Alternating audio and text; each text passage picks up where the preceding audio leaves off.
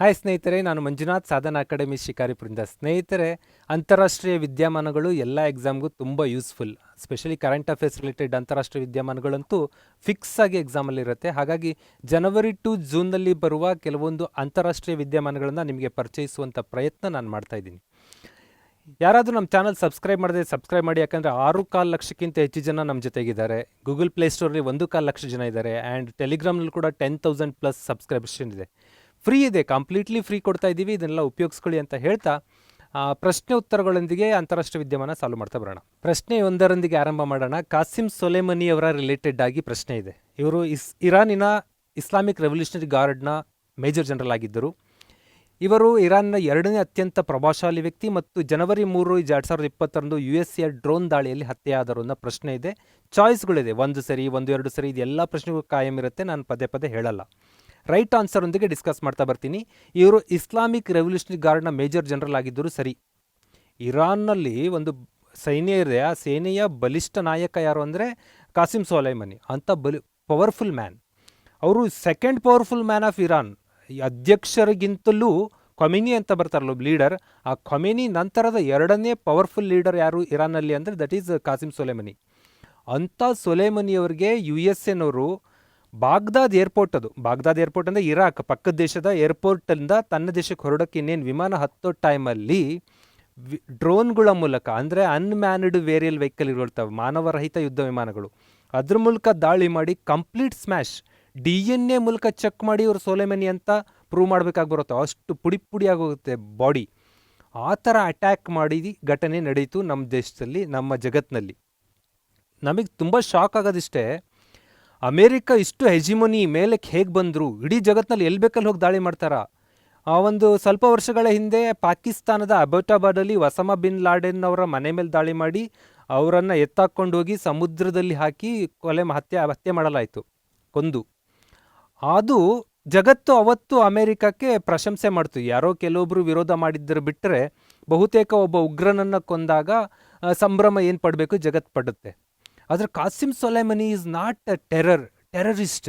ಅವ್ರನ್ನ ಟೆರರಿಸ್ಟ್ ಅಂತ ಟ್ರೀಟ್ ಮಾಡಲ್ಲ. Is a major general of Iran. ಅಂಥವ್ರನ್ನ ಕೊಲ್ತಾರೆ ಅಂದರೆ ಅವ್ರದ್ದು ಫಿನರಲ್ ಸೆರೆಮನಿದು ನೋಡಿ, ಇಲ್ಲಿ ಫೋಟೋಗ್ರಾಫ್ ಇದೆ. 1 ಮಿಲಿಯನ್ ಪೀಪಲ್, 1 ಮಿಲಿಯನ್ ಅಂದರೆ 10 ಲಕ್ಷ ಜನ ಗ್ಯಾದರ್ ಆಗ್ತಾರೆ. ಅಷ್ಟು ದೊಡ್ಡ ಇವೆಂಟು, ಅಷ್ಟು ದೊಡ್ಡ ಆರಾಧಕ ಫ್ಯಾನ್ಸನ್ನು ಹೊಂದಿರುವಂಥ ವ್ಯಕ್ತಿ. ಇವರು ಒಂದು ಸೊಳ್ಳೆ ನೊಣ ಸಾಯಿಸ್ತಾರೆ ಅಮೇರಿಕದವರು. ಇಡೀ ಜಗತ್ತಿನ ಎಲ್ಲ ದೇಶಗಳು ಗಪ್ಚುಪ್ಪಿರ್ತವೆ. ಅಂದರೆ what kind of world we are living, ಯಾವ ಥರ ಜಗತ್ತಿನಲ್ಲಿದ್ದೀವಿ ಅಂತಂದರೆ, ನಾವು ಪ್ರಸ್ತುತ ಬದುಕ್ತಾ ಇರೋದೇ, ನಮ್ಮ ಯೋಚನೆಗಳೇ ಬೇರೆ, ಜಾಗತಿಕ ಪೊಲಿಟಿಕಲ್ ಏನು ರಾಜಕಾರಣನೇ ಬೇರೆ ಥರ ಇದೆ. ಇಂಥ ಒಬ್ಬ ಮಹತ್ವದ ನಾಯಕನ ಕೊಂದಾಕ್ತಾರೆ. ಆದರೆ ಅವರು ಸ್ಟೇಟ್ಮೆಂಟ್ ಕೊಡೋದೇನು ಅಂದರೆ, ಇವರಿಂದ ಜಗತ್ತಿಗೆ ಅಪಾಯ ಇತ್ತು, ತುಂಬ ದಾಳಿಗಳನ್ನು ಮಾಡ್ತಾಯಿದ್ರು, ಹಾಗಾಗಿ ಇದು ಅನಿವಾರ್ಯವಾಗಿತ್ತು ಅಂತ. ಅವಾಗ ಲೀಕ್ ಆಗುತ್ತೆ ಒಂದು ರಿಪೋರ್ಟು. 2017 ಇವರನ್ನು ಹತ್ಯೆ ಮಾಡಬೇಕು ಅಂತ ಶರ ಬರೆದಿದ್ರಂತೆ ಡೊನಾಲ್ಡ್ ಟ್ರಂಪ್ ಅವರು. ಈ ರೀತಿ ಒಂದು ದೇಶದ ಮಿಲಿಟ್ರಿ ಜನರಲ್ನೇ ಕೊಲ್ಲುವಂಥ ಸ್ಥಿತಿಗೆ ಅಮೇರಿಕ ಒಂದು ಸೈನ್ ಮಾಡ್ತಾರೆ ಅಂತ ಅಂದರೆ, ಅವರನ್ನು ಪ್ರಶ್ನೆ ಮಾಡುವ ಪವರ್ಫುಲ್ ಯಾವುದು ಜಗತ್ತಿನಲ್ಲಿ ಇಲ್ವಾ, ಅಥವಾ ಅವ್ರಿಗೆ ಅಷ್ಟು ಬಿಟ್ಕೊಂಡು ಯಾಕೆ ಹೋಗ್ತಾ ಇದ್ದೀವಿ ಅನ್ನೋದು ಒಂದು ಪ್ರಶ್ನೆ. ಇದು ಅನಾಲಿಸ್ಟಿಕ್ಕಾಗಿ ತೊಗೊಂಡಿದ್ದೀನಿ ಅಷ್ಟೇ. ಇದು ಜಸ್ಟ್ ಫಾರ್ ನಾಲೆಡ್ಜ್, ನಿಮಗೆ ಗೊತ್ತಿರಬೇಕು. ಈ ಹೇಳಿಕೆಗಳಲ್ಲಿ ಎಲ್ಲದೂ ಸರಿ. ಈಸ್ ಎ ಇಸ್ಲಾಮಿಕ್ ರೆವಲ್ಯೂಷನ್ ಗಾರ್ಡ್ನ ಮೇಜರ್ ಜನರಲ್ ಆಗಿದ್ದರು. ಇರಾನ್ನ ನಂಬರ್ 2 ಖೊಮೇನಿ ನಂತರದ 2ನೇ ಅತಿ ಬಲಿಷ್ಠ ನಾಯಕ. ಆ್ಯಂಡ್ ನಂಬರ್ 3 USA ನಡೆಸಿದ ಡ್ರೋನ್ ದಾಳಿಯಲ್ಲಿ ಇವರು ಹತ್ಯೆ ಆಗ್ತಾರೆ. ಓಕೆ ಸ್ನೇಹಿತರೆ, ನೆಕ್ಸ್ಟ್ ಬರೋಣ. ನಾಸಾದ ಗಗನಯಾತ್ರಿ ಕ್ರಿಸ್ಟಿಯಾನಾ ಕೋಚ್ ರಿಲೇಟೆಡ್ ಆಗಿ ಒಂದು ಸ್ಟೇಟ್ಮೆಂಟ್ಗಳಿದ್ದಾವೆ. ಇವರು 289 ದಿವಸ 5 ಗಂಟೆ 1 ನಿಮಿಷ ವ್ಯೋಮನೌಕೆಯಲ್ಲಿ ದೀರ್ಘಕಾಲ ವರ್ಕ್ ಮಾಡಿದ ಏಕವಾಸ ದಾಖಲೆ. ಏಕವಾಸ ಅಂದರೆ ಸ್ಪೇಸ್ ಶಟಲಲ್ಲಿ ಬೇರೆ ಬೇರೆ ಟೈಮ್ ಹೋಗ್ತಾರೆ. 2018 ಒಂದ್ಸರಿ ಹೋಗಿರ್ತಾರೆ, 19 ಒಂದ್ಸರಿ ಹೋಗ್ತಾರೆ. ಈ ಥರ ಬೇರೆ ಬೇರೆ ಟೈಮಲ್ಲಿ ಹೋಗಿರ್ಬೋದು.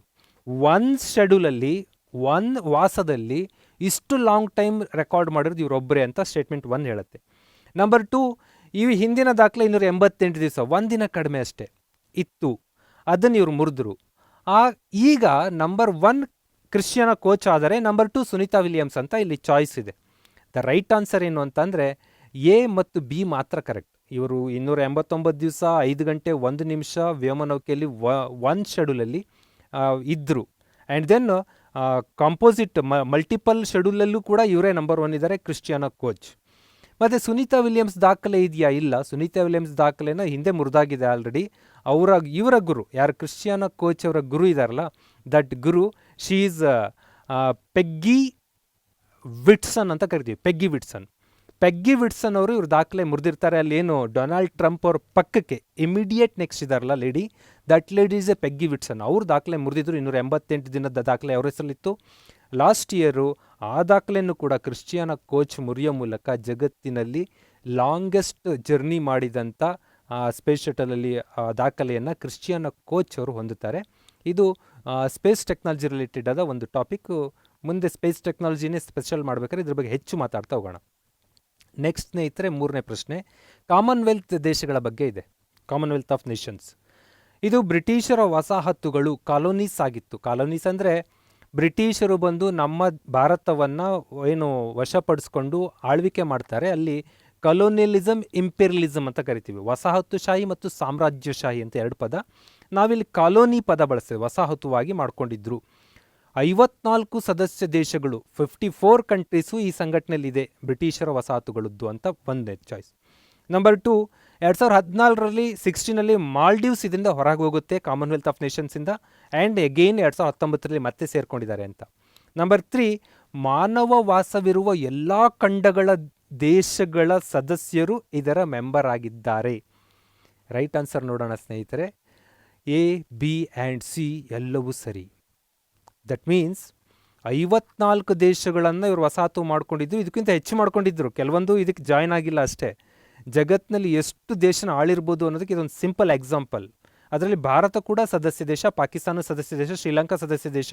ಅಂದರೆ ನಮ್ಮ ಸುತ್ತಮುತ್ತ ಇರೋರ್ನೆಲ್ಲರನ್ನೂ ಸಾಮಾನ್ಯವಾಗಿ ಬ್ರಿಟಿಷರು ವಸಾಹತು ಮಾಡ್ಕೊಂಡಿದ್ರು. ನಾವೆಲ್ಲ ಮೆಂಬರ್ಸ್. ಮಾಲ್ಡೀವ್ಸ್ ಒಂದು ರೀಸನ್ಗೆ ಅವ್ರ ಜೊತೆ ವೈಮನಸ್ಸು ಉಂಟಾಗಿ 16ರಲ್ಲಿ ಹೊರಗೆ ಹೋಗ್ತಾರೆ, ಮತ್ತು 19ರಲ್ಲಿ ಬರ್ತಾರೆ. ಮಾನವ ವಾಸವಿರುವ ಎಲ್ಲ ಖಂಡ ಅಂದರೆ ಜಗತ್ತಿನಲ್ಲಿ 7 ಖಂಡಗಳಿದೆ ಅಂತೀವಿ. ಅದರಲ್ಲಿ ಒಂದು no man's land, that is Antarctica ಬಿಟ್ಟರೆ ನಾರ್ತ್ ಅಮೆರಿಕಾ ಮ್ಯಾಪಲ್ಲಿ ನೋಡ್ತಿದ್ರೆ ಕೆನಡಾ ಇದೆ, ಸೌತ್ ಅಮೆರಿಕಾದಲ್ಲಿ ದೇಶಗಳಿದ್ದಾವೆ, ಯುರೋಪ್ನಲ್ಲಿ ದೇಶಗಳಿದ್ದಾವೆ, ಆ್ಯಂಡ್ ಆಫ್ರಿಕಾದಲ್ಲಿ ದೇಶಗಳು, ಏಷ್ಯಾದಲ್ಲಿ ದೇಶಗಳು, ಆಸ್ಟ್ರೇಲಿಯಾ, ಓಷಿಯಾನದಲ್ಲೂ ದೇಶಗಳು. ಅಲ್ಲಿಗೆ ಎಲ್ಲ ಖಂಡಗಳಿಂದ ಇದಕ್ಕೆ ಸದಸ್ಯತ್ವ ಇದೆ. ಕಾಮನ್ವೆಲ್ತ್ ಆಫ್ ನೇಷನ್ ಅಂದರೆ ಬ್ರಿಟಿಷರ ವಸಾಹತುಗಳು ಮುಂದೆ ಅವ್ರ ಜೊತೆ ಟೈಅಪ್ ಆಗಿ ಇರುವಂಥ ಒಂದು ಸಂಘಟನೆ. ಇದು ಬಲ್ಫೋರ್ ಡಿಕ್ಲರೇಷನ್ ಅಂತ ನವೆಂಬರ್ 1926 ಇದರ ಪ್ರಾರಂಭದ ಕುರುಹುಗಳು ಕಂಡು ಬರ್ತವೆ. ಸ್ಟ್ಯಾಚ್ಯೂಟ್ ಆಫ್ ವೆಸ್ಟ್ ಮಿನಿಸ್ಟರ್ ಅಂತೇಳಿ ಬರುತ್ತೆ 1931, ಅಲ್ಲಿ ಇದು ಇನ್ನೂ ಸ್ವಲ್ಪ ಬಲಿಷ್ಠ ಆಯಿತು. ಲಂಡನ್ ಡಿಕ್ಲರೇಷನ್ ಮೂಲಕ 1949 ಇದು ಅಧಿಕೃತವಾಗಿ ಸ್ಥಾಪನೆ ಆಗುತ್ತೆ ಕಾಮನ್ವೆಲ್ತ್ ಸಂಘಟನೆಗಳು ಅಂತ. ಈ ಕಾಮನ್ವೆಲ್ತ್ ಗೇಮ್ಸ್ ಅವೆಲ್ಲ ಹೇಳ್ತೀವಲ್ಲ, ಕಾಮನ್ವೆಲ್ತ್ ಗೇಮ್ಸ್ ಈ ಕಂಟ್ರಿಗಳ ನಡುವೆ ಮಾತ್ರ ನಡೀತೆ, ಎಲ್ಲ ದೇಶಗಳ ನಡುವೆ ಅಲ್ಲ. ಇದು ಒಂದು ಕಾನ್ಸೆಪ್ಟ್.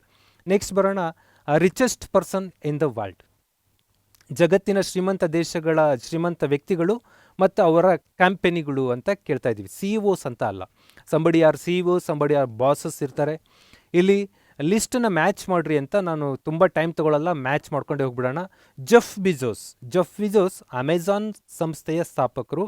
ಏನು ಜಗತ್ತಿನಲ್ಲಿ ಇವತ್ತು ನಂಬರ್ ಒನ್ ಪೊಸಿಷನ್ ಇದೆ ಆನ್ಲೈನ್ ಟ್ರೇಡಿಂಗ್ ನಂಬರ್ 1 ಸಂಸ್ಥೆ. ಅದರ ಬಾಸ್ ಜೆಫ್ ಬಿಜೋಸ್. ಬಿಲ್ ಗೇಟ್ಸ್ ಅಂತೂ ಗೊತ್ತೇ ಇರುತ್ತೆ, ಇವರು ಸುಮಾರು ವರ್ಷಗಳಿಂದ ನಂಬರ್ 1, 2, 3 ರಿಚ್ ಪ್ಲೇಸನ್ನು ಬಿಟ್ಕೊಡ್ತಾ ಇಲ್ಲ. ಮೈಕ್ರೋಸಾಫ್ಟ್ನವರು ಇವರು. ದೆನ್ ಮಾರ್ಕ್ ಜುಕರ್ಬರ್ಗ್ ಅಂತೂ ಎಲ್ಲರಿಗೂ ಗೊತ್ತಿರಬೇಕು, ಬಟ್ ಅವನ ಪ್ರಾಡಕ್ಟ್ ಯೂಸ್ ಮಾಡ್ತೀವಿ ನಾವು. ಫೇಸ್ಬುಕ್ನ ಸಂಸ್ಥಾಪಕರು. ವಾರನ್ ಬಫೆಟ್ ಬರ್ಕ್ಷೈರ್ ಹ್ಯಾಥ್ವೆ ಅಂತ ಶೇರ್ ಮಾರ್ಕೆಟು ಟ್ರೇಡಿಂಗ್ನ ಒಂದು ಕಂಪನಿಯ ಮುಖ್ಯಸ್ಥರಿರ್ತಾರೆ. ಅದ್ರ ಜೊತೆಗೆ ಬರ್ನಾಲ್ಟ್ ಆರ್ಮ್ಯಾನ್ ಅಂತ ಒಬ್ಬರು ಕರಿತೀವಿ. ಅವರು LVMH ಅಂತ ಬರುತ್ತೆ. LVMH ಅನ್ನೋದು ಲಕ್ಸುರಿ ಗುಡ್ಸ್ ತಯಾರಿಸುವ ಒಂದು ಫ್ರೆಂಚ್ನ ಕಂಪನಿ.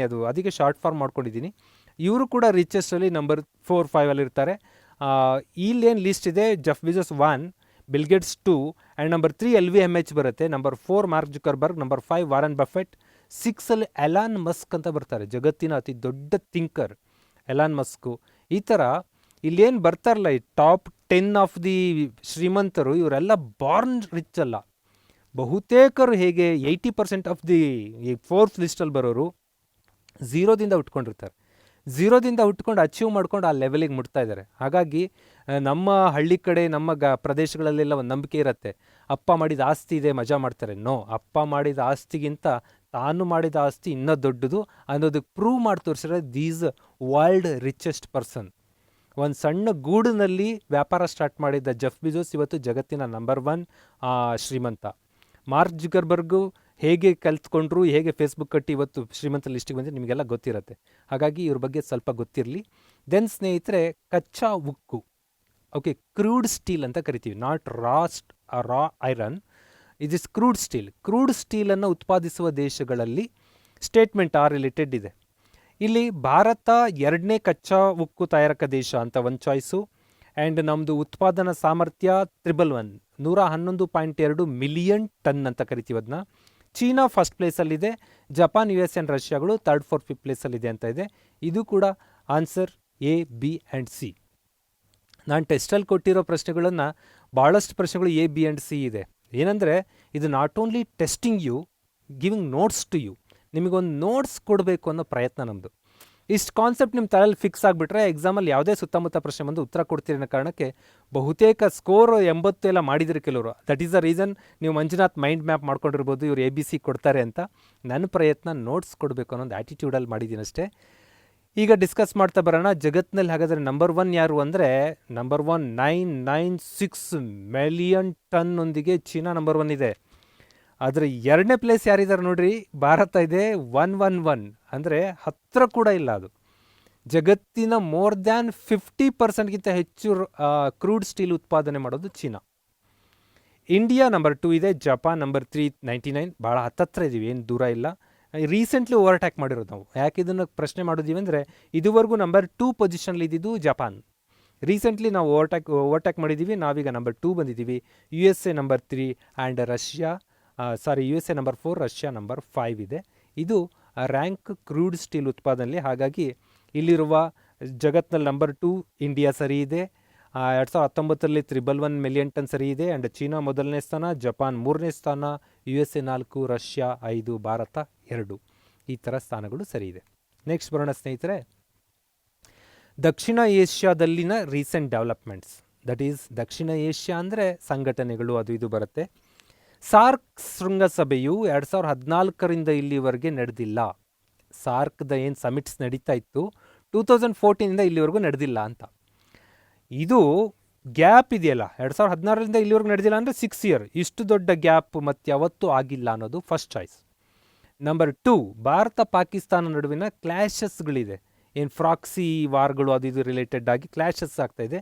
ಇದಕ್ಕೆ ಸಾರ್ಕ್ನ ವ್ಯಾಲ್ಯೂನೇ ಕುಸಿತಾ ಇದೆ, ಸಾರ್ಕೆ ಕುಸಿತಾ ಇದೆ. ಇನ್ನೊಂದು ಸ್ಟೇಟ್ಮೆಂಟ್ ಹೇಳುತ್ತೆ, ಬಿಮ್ಸ್ಟೆಕ್ ಅಂತ ಒಂದು ಸಂಸ್ಥೆ ಬರುತ್ತೆ, bay of Bengal institute for trade and economic, ಈ ಥರ ಬರುತ್ತೆ ಬಿಮ್ಸ್ಟೆಕ್ ಸಂಘಟನೆ. ಈ ಬಿಮ್ಸ್ಟೆಕ್ ಸಂಘಟನೆ ಸಾರ್ಕಿಗೆ ಪರ್ಯಾಯವಾಗಿ ಬೆಳ್ಕೊಂಡಿದೆ, ಪ್ಯಾರಲಲ್ ಆಗಿ ಬೆಳ್ಕೊಂಡಿದೆ ಅಂತ. ಸರಿಯಾದ ಸ್ಟೇಟ್ಮೆಂಟಿಗೆ ಬರೋದಾದರೆ right answer A, B and C. SAARC ಶೃಂಗಸಭೆಗಳು 14ರಲ್ಲಿ ನಡೀತು, 16ಕ್ಕೆ ಶೆಡ್ಯೂಲ್ ಆಗುತ್ತೆ, 16th ನಡಿಬೇಕು ಅಂತ. 16th ಎಲ್ಲಿ ನಡಿಬೇಕು, ಪಾಕಿಸ್ತಾನದಲ್ಲಿ ನಡಿಬೇಕಿತ್ತು. ಅಷ್ಟೊತ್ತಿಗೆ ಪಾಕಿಸ್ತಾನದಿಂದ ಉಗ್ರ ದಾಳಿಗಳು ಕೆಲವೊಂದು ಭಾರತದ ಮೇಲಾದಾಗ ಭಾರತ ನಾವು ಅಟೆಂಡ್ ಆಗಲ್ಲ ಅಂತ. ಭಾರತ ಬಲಿಷ್ಠ ದೇಶ ಇನ್ ಸಾರ್ಕ್, ಅವರೇ ಅಟೆಂಡ್ ಆಗಲ್ಲ ಅಂದರೆ ನಾವು ಅವ್ರ ಜೊತೆ ನಾವು ಆಗಲ್ಲ ಅಂತ ಶ್ರೀಲಂಕಾ, ಭೂತಾನ್ ಇವರೆಲ್ಲ ಸೇರ್ಕೊಂಡು ಜಾಯ್ನ್ ಆಗ್ತಾರೆ, ನಾವು ಬರಲ್ಲ ಅಂತೇಳಿ. ಇವರು ಬರಲ್ಲ ಅಂದಮೇಲೆ ಅದು ನಡೀಲಿಲ್ಲ, ನಿಂತ್ಕೊಳ್ತು 2016ರಲ್ಲಿ. ಅವತ್ತಿಂದ 19ನೇ ಸಾರ್ಕ್ ಸಮ್ಮೇಳನ ನಡೀಲೇ ಇಲ್ಲ. ಹಾಗಾಗಿ 20ನೇ ಶೆಡ್ಯೂಲ್ ಮಾಡೋಕ್ಕೆ ಪ್ಲ್ಯಾನ್ ಮಾಡ್ತಾರೆ, ಇವತ್ತರೆಗೂ ಶೆಡ್ಯೂಲ್ ಆಗಿಲ್ಲ. That's why it's A biggest gap. Bharat ಮತ್ತು ಪಾಕ್ ನಡುವಿನ ಸಂಘರ್ಷದಿಂದ 14ರಲ್ಲಿ ನಡೆದಂಥ ಸಾರ್ಕ್ ಶೃಂಗಸಭೆ ಇವತ್ತಿನವರೆಗೂ ನಡೆದಿಲ್ಲ. ಹಾಗಾದರೆ ಬಿಮ್ಸ್ಟೆಕ್ ಅನ್ನೋ ಪ್ಯಾರಲಲ್ ಸಂಘಟನೆ ಒಂದು ಬೆಳೀತಾ ಇದೆ. ಬೇ ಆಫ್ ಬೆಂಗಾಲ್ ಇನಿಷಿಯೇಟಿವ್ ಆ ಥರ ಒಂದು ಸಂಘಟನೆ ಬರುತ್ತದು, multi sectoral trade economic and cooperation ಅಂತ. ದಿಸ್ ಬಿಮ್ಸ್ಟೆಕ್ ಸಂಘಟನೆ ಬೆಳೀತಾ ಇರೋದ್ರಿಂದ ಸಾರ್ಕ್ ಸಂಘಟನೆ ಮತ್ತೆ ಚೇತರಿಕೆ ಕಾಣುತ್ತಾ ಅನ್ನೋದು ಅಂತಾರಾಷ್ಟ್ರೀಯ ಶಾಸ್ತ್ರವನ್ನು ಅಧ್ಯಯನ ಮಾಡೋರಿಗೆ ಕ್ವಶನ್ ಮಾರ್ಕ್ ಇದೆ. ಏನು ಸಾರ್ಕ್ ಅವನತಿನೇ ಆಗ್ಬೋದೇನೋ ಅಂತ, ಯಾಕಂದರೆ 6 year gap is not a small. Okay, SAARC ಬಗ್ಗೆ ಒಂದು 2 ಹೇಳೋದಾದರೆ, ಇದು 85ಅಲ್ಲಿ ಎಸ್ಟಾಬ್ಲಿಷ್ ಆಗಿತ್ತು. 85ಇಂದ 95, 2005, 2015 ಅಲ್ಲಿವರೆಗೂ ಸಣ್ಣ ಪುಟ್ಟ ಅಪ್ಸ್ ಡೌನ್ಸ್ ಇತ್ತು. 2014ಇಂದ ಆಗ್ತಿರೋ ಡೌನ್ಸ್ ಮಾತ್ರ ತುಂಬ ವಿಪರೀತ ಇದೆ. ಹೆಡ್ ಕ್ವಾರ್ಟರ್ ಕಾಠ್ಮಂಡು, ಫಸ್ಟ್ ಸಮ್ಮೇಳನ ಢಾಕಾದಲ್ಲಿ ನಡೆದಿತ್ತು. 19ನೇ ಸಮಿಟ್ ಇಸ್ಲಾಮಾಬಾದ್ ಪಾಕಿಸ್ತಾನದಲ್ಲಿ ನಡಿಬೇಕಿತ್ತು, ಅದು ಕ್ಯಾನ್ಸಲ್ ಆಗಿದೆ. 20ನೇದು ಇನ್ನೂ ಶೆಡ್ಯೂಲ್ ಆಗಿಲ್ಲ. ಇಷ್ಟು. ಓಕೆ, ನೆಕ್ಸ್ಟ್ ಕ್ವಶನಿಗೆ ಬರೋಣ. 5ನೇ ಆವೃತ್ತಿ 5th schedule Indradhanush 2020 it is a ಸಮರಾಭ್ಯಾಸ. ಸಮರಾಭ್ಯಾಸ ಇದು ಫ್ಲ್ಯಾಗ್ ಸೆರೆಮನಿ ಅಂತ ಕರಿತೀವಿ. ಎರಡು ದೇಶಗಳ ನಡುವಿನ ಸಮರಾಭ್ಯಾಸ ಮಾಡ್ತೀವಲ್ಲ ಇದು. ಇದರ ಕುರಿತು ಸ್ಟೇಟ್ಮೆಂಟ್ ಪರಿಶೀಲಿಸಿ ಅಂತೇಳಿ ಭಾರತದ ವಾಯುಪಡೆ ಮತ್ತು ಬ್ರಿಟಿಷ್ ರಾಯಲ್ ವಾಯುಪಡೆ ಜಂಟಿ ಸಮರಾಭ್ಯಾಸ ಇದು ಉತ್ತರ ಪ್ರದೇಶದ ಹಿಂಡಾನ್ನಲ್ಲಿ ಜರುಗಿತು ಅಂತ ಇದೆ. ಮತ್ತು ಹೆಚ್ಚು ಟೈಮ್ ತಗೊಳ್ಳಲ್ಲ, ಎರಡು ಕೂಡ ಸರಿ. ಇಂದ್ರಧನುಷ್ ಅಂದ್ಕೊಳ್ಳಿ, ನಮಗೆ ಹೆಲ್ತ್ ಸ್ಕೀಮ್ ಬರುತ್ತೆ, ಏನು ಇಮ್ಯುನೈಸೇಷನ್ ಸ್ಕೀಮ್ ಇದೆ, ರೋಗ ನಿರೋಧಕ ಲಸಿಕೆಗಳನ್ನು ಹಾಕ್ತೀವಿ ಕೆಲವೊಂದು ಕಾಯಿಲೆಗಳಿಗೆ. ಮೊದಲು 7 ಆರಂಭ ಆಯಿತು, 9 ಆಯಿತು, 10 ಆಯಿತು. That is Indradhanush, correct. ಅದು ಈಗಲೂ ಇದೆ ಹೆಲ್ತ್ ಕಾರ್ಯಾಚರಣೆಗಳು. ಅದ್ರ ಜೊತೆಗೆ ಇದು ಕೂಡ ಇಂದ್ರಧನುಷ್ ಅಂತಲೇ ಹೆಸರಿಟ್ಟಿದ್ದಾರೆ. ರಾಯಲ್ ಏರ್ಫೋರ್ಸ್ ಆಫ್ ಇಂಗ್ಲೆಂಡ್ ಅವ್ರದ್ದು ಮತ್ತು ನಮ್ಮ ಇಂಡಿಯನ್ ಏರ್ಫೋರ್ಸ್ ಜಂಟಿಯಾಗಿ ಸಮರಾಭ್ಯಾಸ ಮಾಡ್ತಾರೆ. ತುಂಬ ಸಮರಾಭ್ಯಾಸಗಳ ಬಗ್ಗೆ ಪ್ರಶ್ನೆ ಬರುತ್ತೆ. ನಾವು ಬೇರೆ ಬೇರೆ ಸಮರಾಭ್ಯಾಸಗಳನ್ನ ಮುಂದಿನ ಟೆಸ್ಟಲ್ಲಿ ಕೊಟ್ಟು ಡಿಸ್ಕಸ್ ಮಾಡ್ತಾ ಬರ್ತೀನಿ. ಏನಿದು ಸಮರಾಭ್ಯಾಸಗಳು ಅಂದರೆ, ನಾನು ಒಂದು ಸ್ಕಿಲ್ ಕಲ್ತಿರ್ತೀನಿ, ಯುದ್ಧ ಕಲೆನ, ನೀವೊಂದು ಸ್ಕಿಲ್ ಕಲ್ತಿರೋ ಯುದ್ಧ ಕಲೆನ. ನಾವಿಬ್ಬರು ಜೊತೆಗೆ ಪ್ರಾಕ್ಟೀಸ್ ಮಾಡೋ ಟೈಮಲ್ಲಿ ನಿಮ್ಮ ಕಲೆ ನಮಗೆ, ನಮ್ಮ ಕಲೆ ನಿಮಗೆ ಶೇರ್ ಮಾಡಿಕೊಂಡಾಗ ಎಕ್ಸ್ಟ್ರಾ ನಾಲೆಡ್ಜ್ ಇಂಪ್ರೂವ್ಮೆಂಟ್ ಆಗುತ್ತೆ ಅಂತ. ಈಗ ನಾವು ಕೂಡ ಅಷ್ಟೇ ಸಾಧನಾ ಪ್ಲ್ಯಾಟ್ಫಾರ್ಮ್ಗೆ ಬೇರೆ ಬೇರೆ ಕೋಚಿಂಗ್ ಸೆಂಟರ್ ಕರ್ಕೊಬರ್ತೀವಿ. ಯಾಕಂದರೆ ನಮಗೆ ಗೊತ್ತಿರೋದಷ್ಟೇ ಹೇಳೋದಲ್ಲ, ಅವ್ರಿಗೆ ಗೊತ್ತಿರೋದು ಹೇಳ್ತಾರೆ. ನಾವು ಹೇಳಿದ್ದು ಅವ್ರು ಹೇಳಿದ್ದು ಸೇರಿಸಿ ನೀವು ಎನ್ರಿಚ್ ಆಗ್ತಾ ಬರ್ತೀರಾ. ದಟ್ ಈಸ್ ಇದು ಔಟ್ಪುಟ್ ಆಫ್ ದಿ ಸಮರಾಭ್ಯಾಸಗಳು. ಇದು ಇಂದ್ರಧನುಷ್ ಅನ್ನೋ ಹೆಸರು ಕರೆಕ್ಟು, ಎರಡೂ ಸರಿ ಇದೆ. ನೆಕ್ಸ್ಟ್ ಬರೋಣ ಸ್ನೇಹಿತರೆ. ಇತ್ತೀಚೆಗೆ ರಾಜೇಂದ್ರ ಕುಮಾರ್ ಪಚೌರಿ ಅನ್ನುವಂಥ ಒಬ್ಬ ಶ್ರೇಷ್ಠ ವ್ಯಕ್ತಿ ನಿಧನರಾಗ್ತಾರೆ. ಅವರ ಬಗ್ಗೆ ಸ್ಟೇಟ್ಮೆಂಟ್ಗಳಿದೆ. ಇವರು ಟೇರಿ ಸಂಸ್ಥೆಯ ದ ಎನರ್ಜಿ ರಿನ್ಯೂವಬಲ್ ಇನ್ಸ್ಟಿಟ್ಯೂಟ್ ಅಂತ ಅದರ ಮುಖ್ಯಸ್ಥರಾಗಿದ್ದರು, ಡೈರೆಕ್ಟರ್ ಜನರಲ್ ಆಗಿದ್ದರು, ಚೇರ್ಮನ್ ಆಗಿದ್ದರು ಅಂತ. ವಿಶ್ವಸಂಸ್ಥೆ ಪರವಾಗಿ ಅವರು ನೊಬೆಲ್ ಶಾಂತಿ ಪಡೆದಿದ್ದರು ಅಂತ ಚಾಯ್ಸ್ ಇದೆ. ಇಲ್ಲಿವರೆಗೂ ನಾನು ಎಲ್ಲವೂ ಸರಿ ಕೊಟ್ಕೊಂಬಂದೆ. ಮಧ್ಯ ನಿಮ್ಮನ್ನು ಆಡಿಸ್ಬೇಕಲ್ಲ, ಹಾಗಾಗಿ ಇಲ್ಲೊಂದು ಚೂರು ಟ್ವಿಸ್ಟ್ ಇದೆ. ಇಲ್ಲಿ ಎ ಮಾತ್ರ ಕರೆಕ್ಟ್ ಇದೆ. ಏನಂದರೆ the energy renewable energy institute ಅಂತ ಬರುತ್ತೆ, ಅದರ ಮುಖ್ಯಸ್ಥರು ಇವರು ಕರೆಕ್ಟು. ಯಾರು? ನಮ್ಮ ರಾಜೇಂದ್ರ ಕುಮಾರ್ ಪಚೌರಿ ಅವರು, ಭಾರತದವರೇ. ಇವರು ವಿಶ್ವಸಂಸ್ಥೆ ಪರವಾಗಿ ಶಾಂತಿ ಪಡ್ಕೊಂಡಿಲ್ಲ, IPCC ಅಂತ, intergovernmental panel for climate change ಅಂತ ಅದರ ಮುಖ್ಯಸ್ಥರಿರ್ತಾರೆ 2007. ಭಾರತದ ತುಂಬ ವ್ಯಕ್ತಿಗಳು ವಿಶ್ವಸಂಸ್ಥೆಯ ಕೆಲವೊಂದು ಉನ್ನತ ಹುದ್ದೆಗಳಲ್ಲಿ ಇದ್ದು ಬಂದಿದ್ದಾರೆ. ನಮ್ಮ ಶಶಿ ತರೂರ್ ಫ್ರಮ್ ಕೇರಳ, ಅವರು ಕೂಡ ವಿಶ್ವಸಂಸ್ಥೆಯಲ್ಲಿ ಉನ್ನತ ಹುದ್ದೆಯಲ್ಲಿ ಇದ್ದು ಬಂದವರು. ಆ್ಯಂಡ್ ದೆನ್ ಇದೇ ರಾಜೇಂದ್ರ ಕುಮಾರ್ ಪಚೌರಿ, ಈಗ ಹಲವಾರು ಜನ ಇದ್ದಾರೆ ಬೇರೆ ಬೇರೆ ಕಡೆ. ಇವರು IPCCನಲ್ಲಿದ್ದರು. ಅದಕ್ಕೆ ಮತ್ತು ಅಲ್ ಗೋರ್ ಅಂತ ಒಬ್ಬ ಅಮೇರಿಕನ್ ವೈಸ್ ಪ್ರೆಸಿಡೆಂಟ್ಗೆ ಸೇರಿಕೊಂಡು ಒಟ್ಟಿಗೆ ಒಂದು ಶಾಂತಿ ಪ್ರಶಸ್ತಿ ಕೊಡ್ತಾರೆ. ಆವಾಗ ಇವರು IPCC ಪರವಾಗಿ ತಗೊಂಡಿದ್ರು, ನಾಟ್ ಪರ್ಸನಲ್ ಕೆಪ್ಯಾಸಿಟಿ, ಅವರ ಸ್ವಂತ ಸಾಮರ್ಥ್ಯದಿಂದಲ್ಲ, IPCC ಪರವಾಗಿ ನೊಬೆಲ್ ತಗೊಂಡಿದ್ರು, ನಾಟ್ ವಿಶ್ವಸಂಸ್ಥೆ. ಹಾಗಾಗಿ ಇಲ್ಲಿ ಒಂದು ಮಾತ್ರ ಸರಿಯಾಗಿರುತ್ತೆ. ನೆಕ್ಸ್ಟ್ ಬರೋಣ. ಚಂದ್ರಯಾನ 3. ಚಂದ್ರಯಾನ 2 ಗುಂಗಿನೇ ಭಾರತ ಹೊರಗೆ ಬಂದಿಲ್ಲ, ಆಗಲೇ ಚಂದ್ರಯಾನ 3ನ ಅಂದರೆ ರೀಸೆಂಟ್ಲಿ ಇಂಡಿಯನ್ ಗೌರ್ಮೆಂಟ್ ಒಂದು ಪ್ಲ್ಯಾನ್ ಮಾಡಿದೆ. ನಾವು ಫೇಲ್ಯೂರ್ ಇದ್ದೇ ಇರುತ್ತೆ, ಪ್ಲ್ಯಾನ್ ಫಾರ್ ನೆಕ್ಸ್ಟ್ ಚಂದ್ರಯಾನ್ 3 ಮಾಡೋಣ ಅಂತ. ಏನದು ಚಂದ್ರಯಾನ್ 3? ಇಲ್ಲಿ ಸ್ಟೇಟ್ಮೆಂಟ್ಗಳಿದೆ, ಇದನ್ನು ಉತ್ತರದೊಂದಿಗೆ ಬಂದುಬಿಡ್ತೀನಿ. ಇಲ್ಲೂ ಕೂಡ ಎಲ್ಲದೂ ಸರಿ. ಏನು?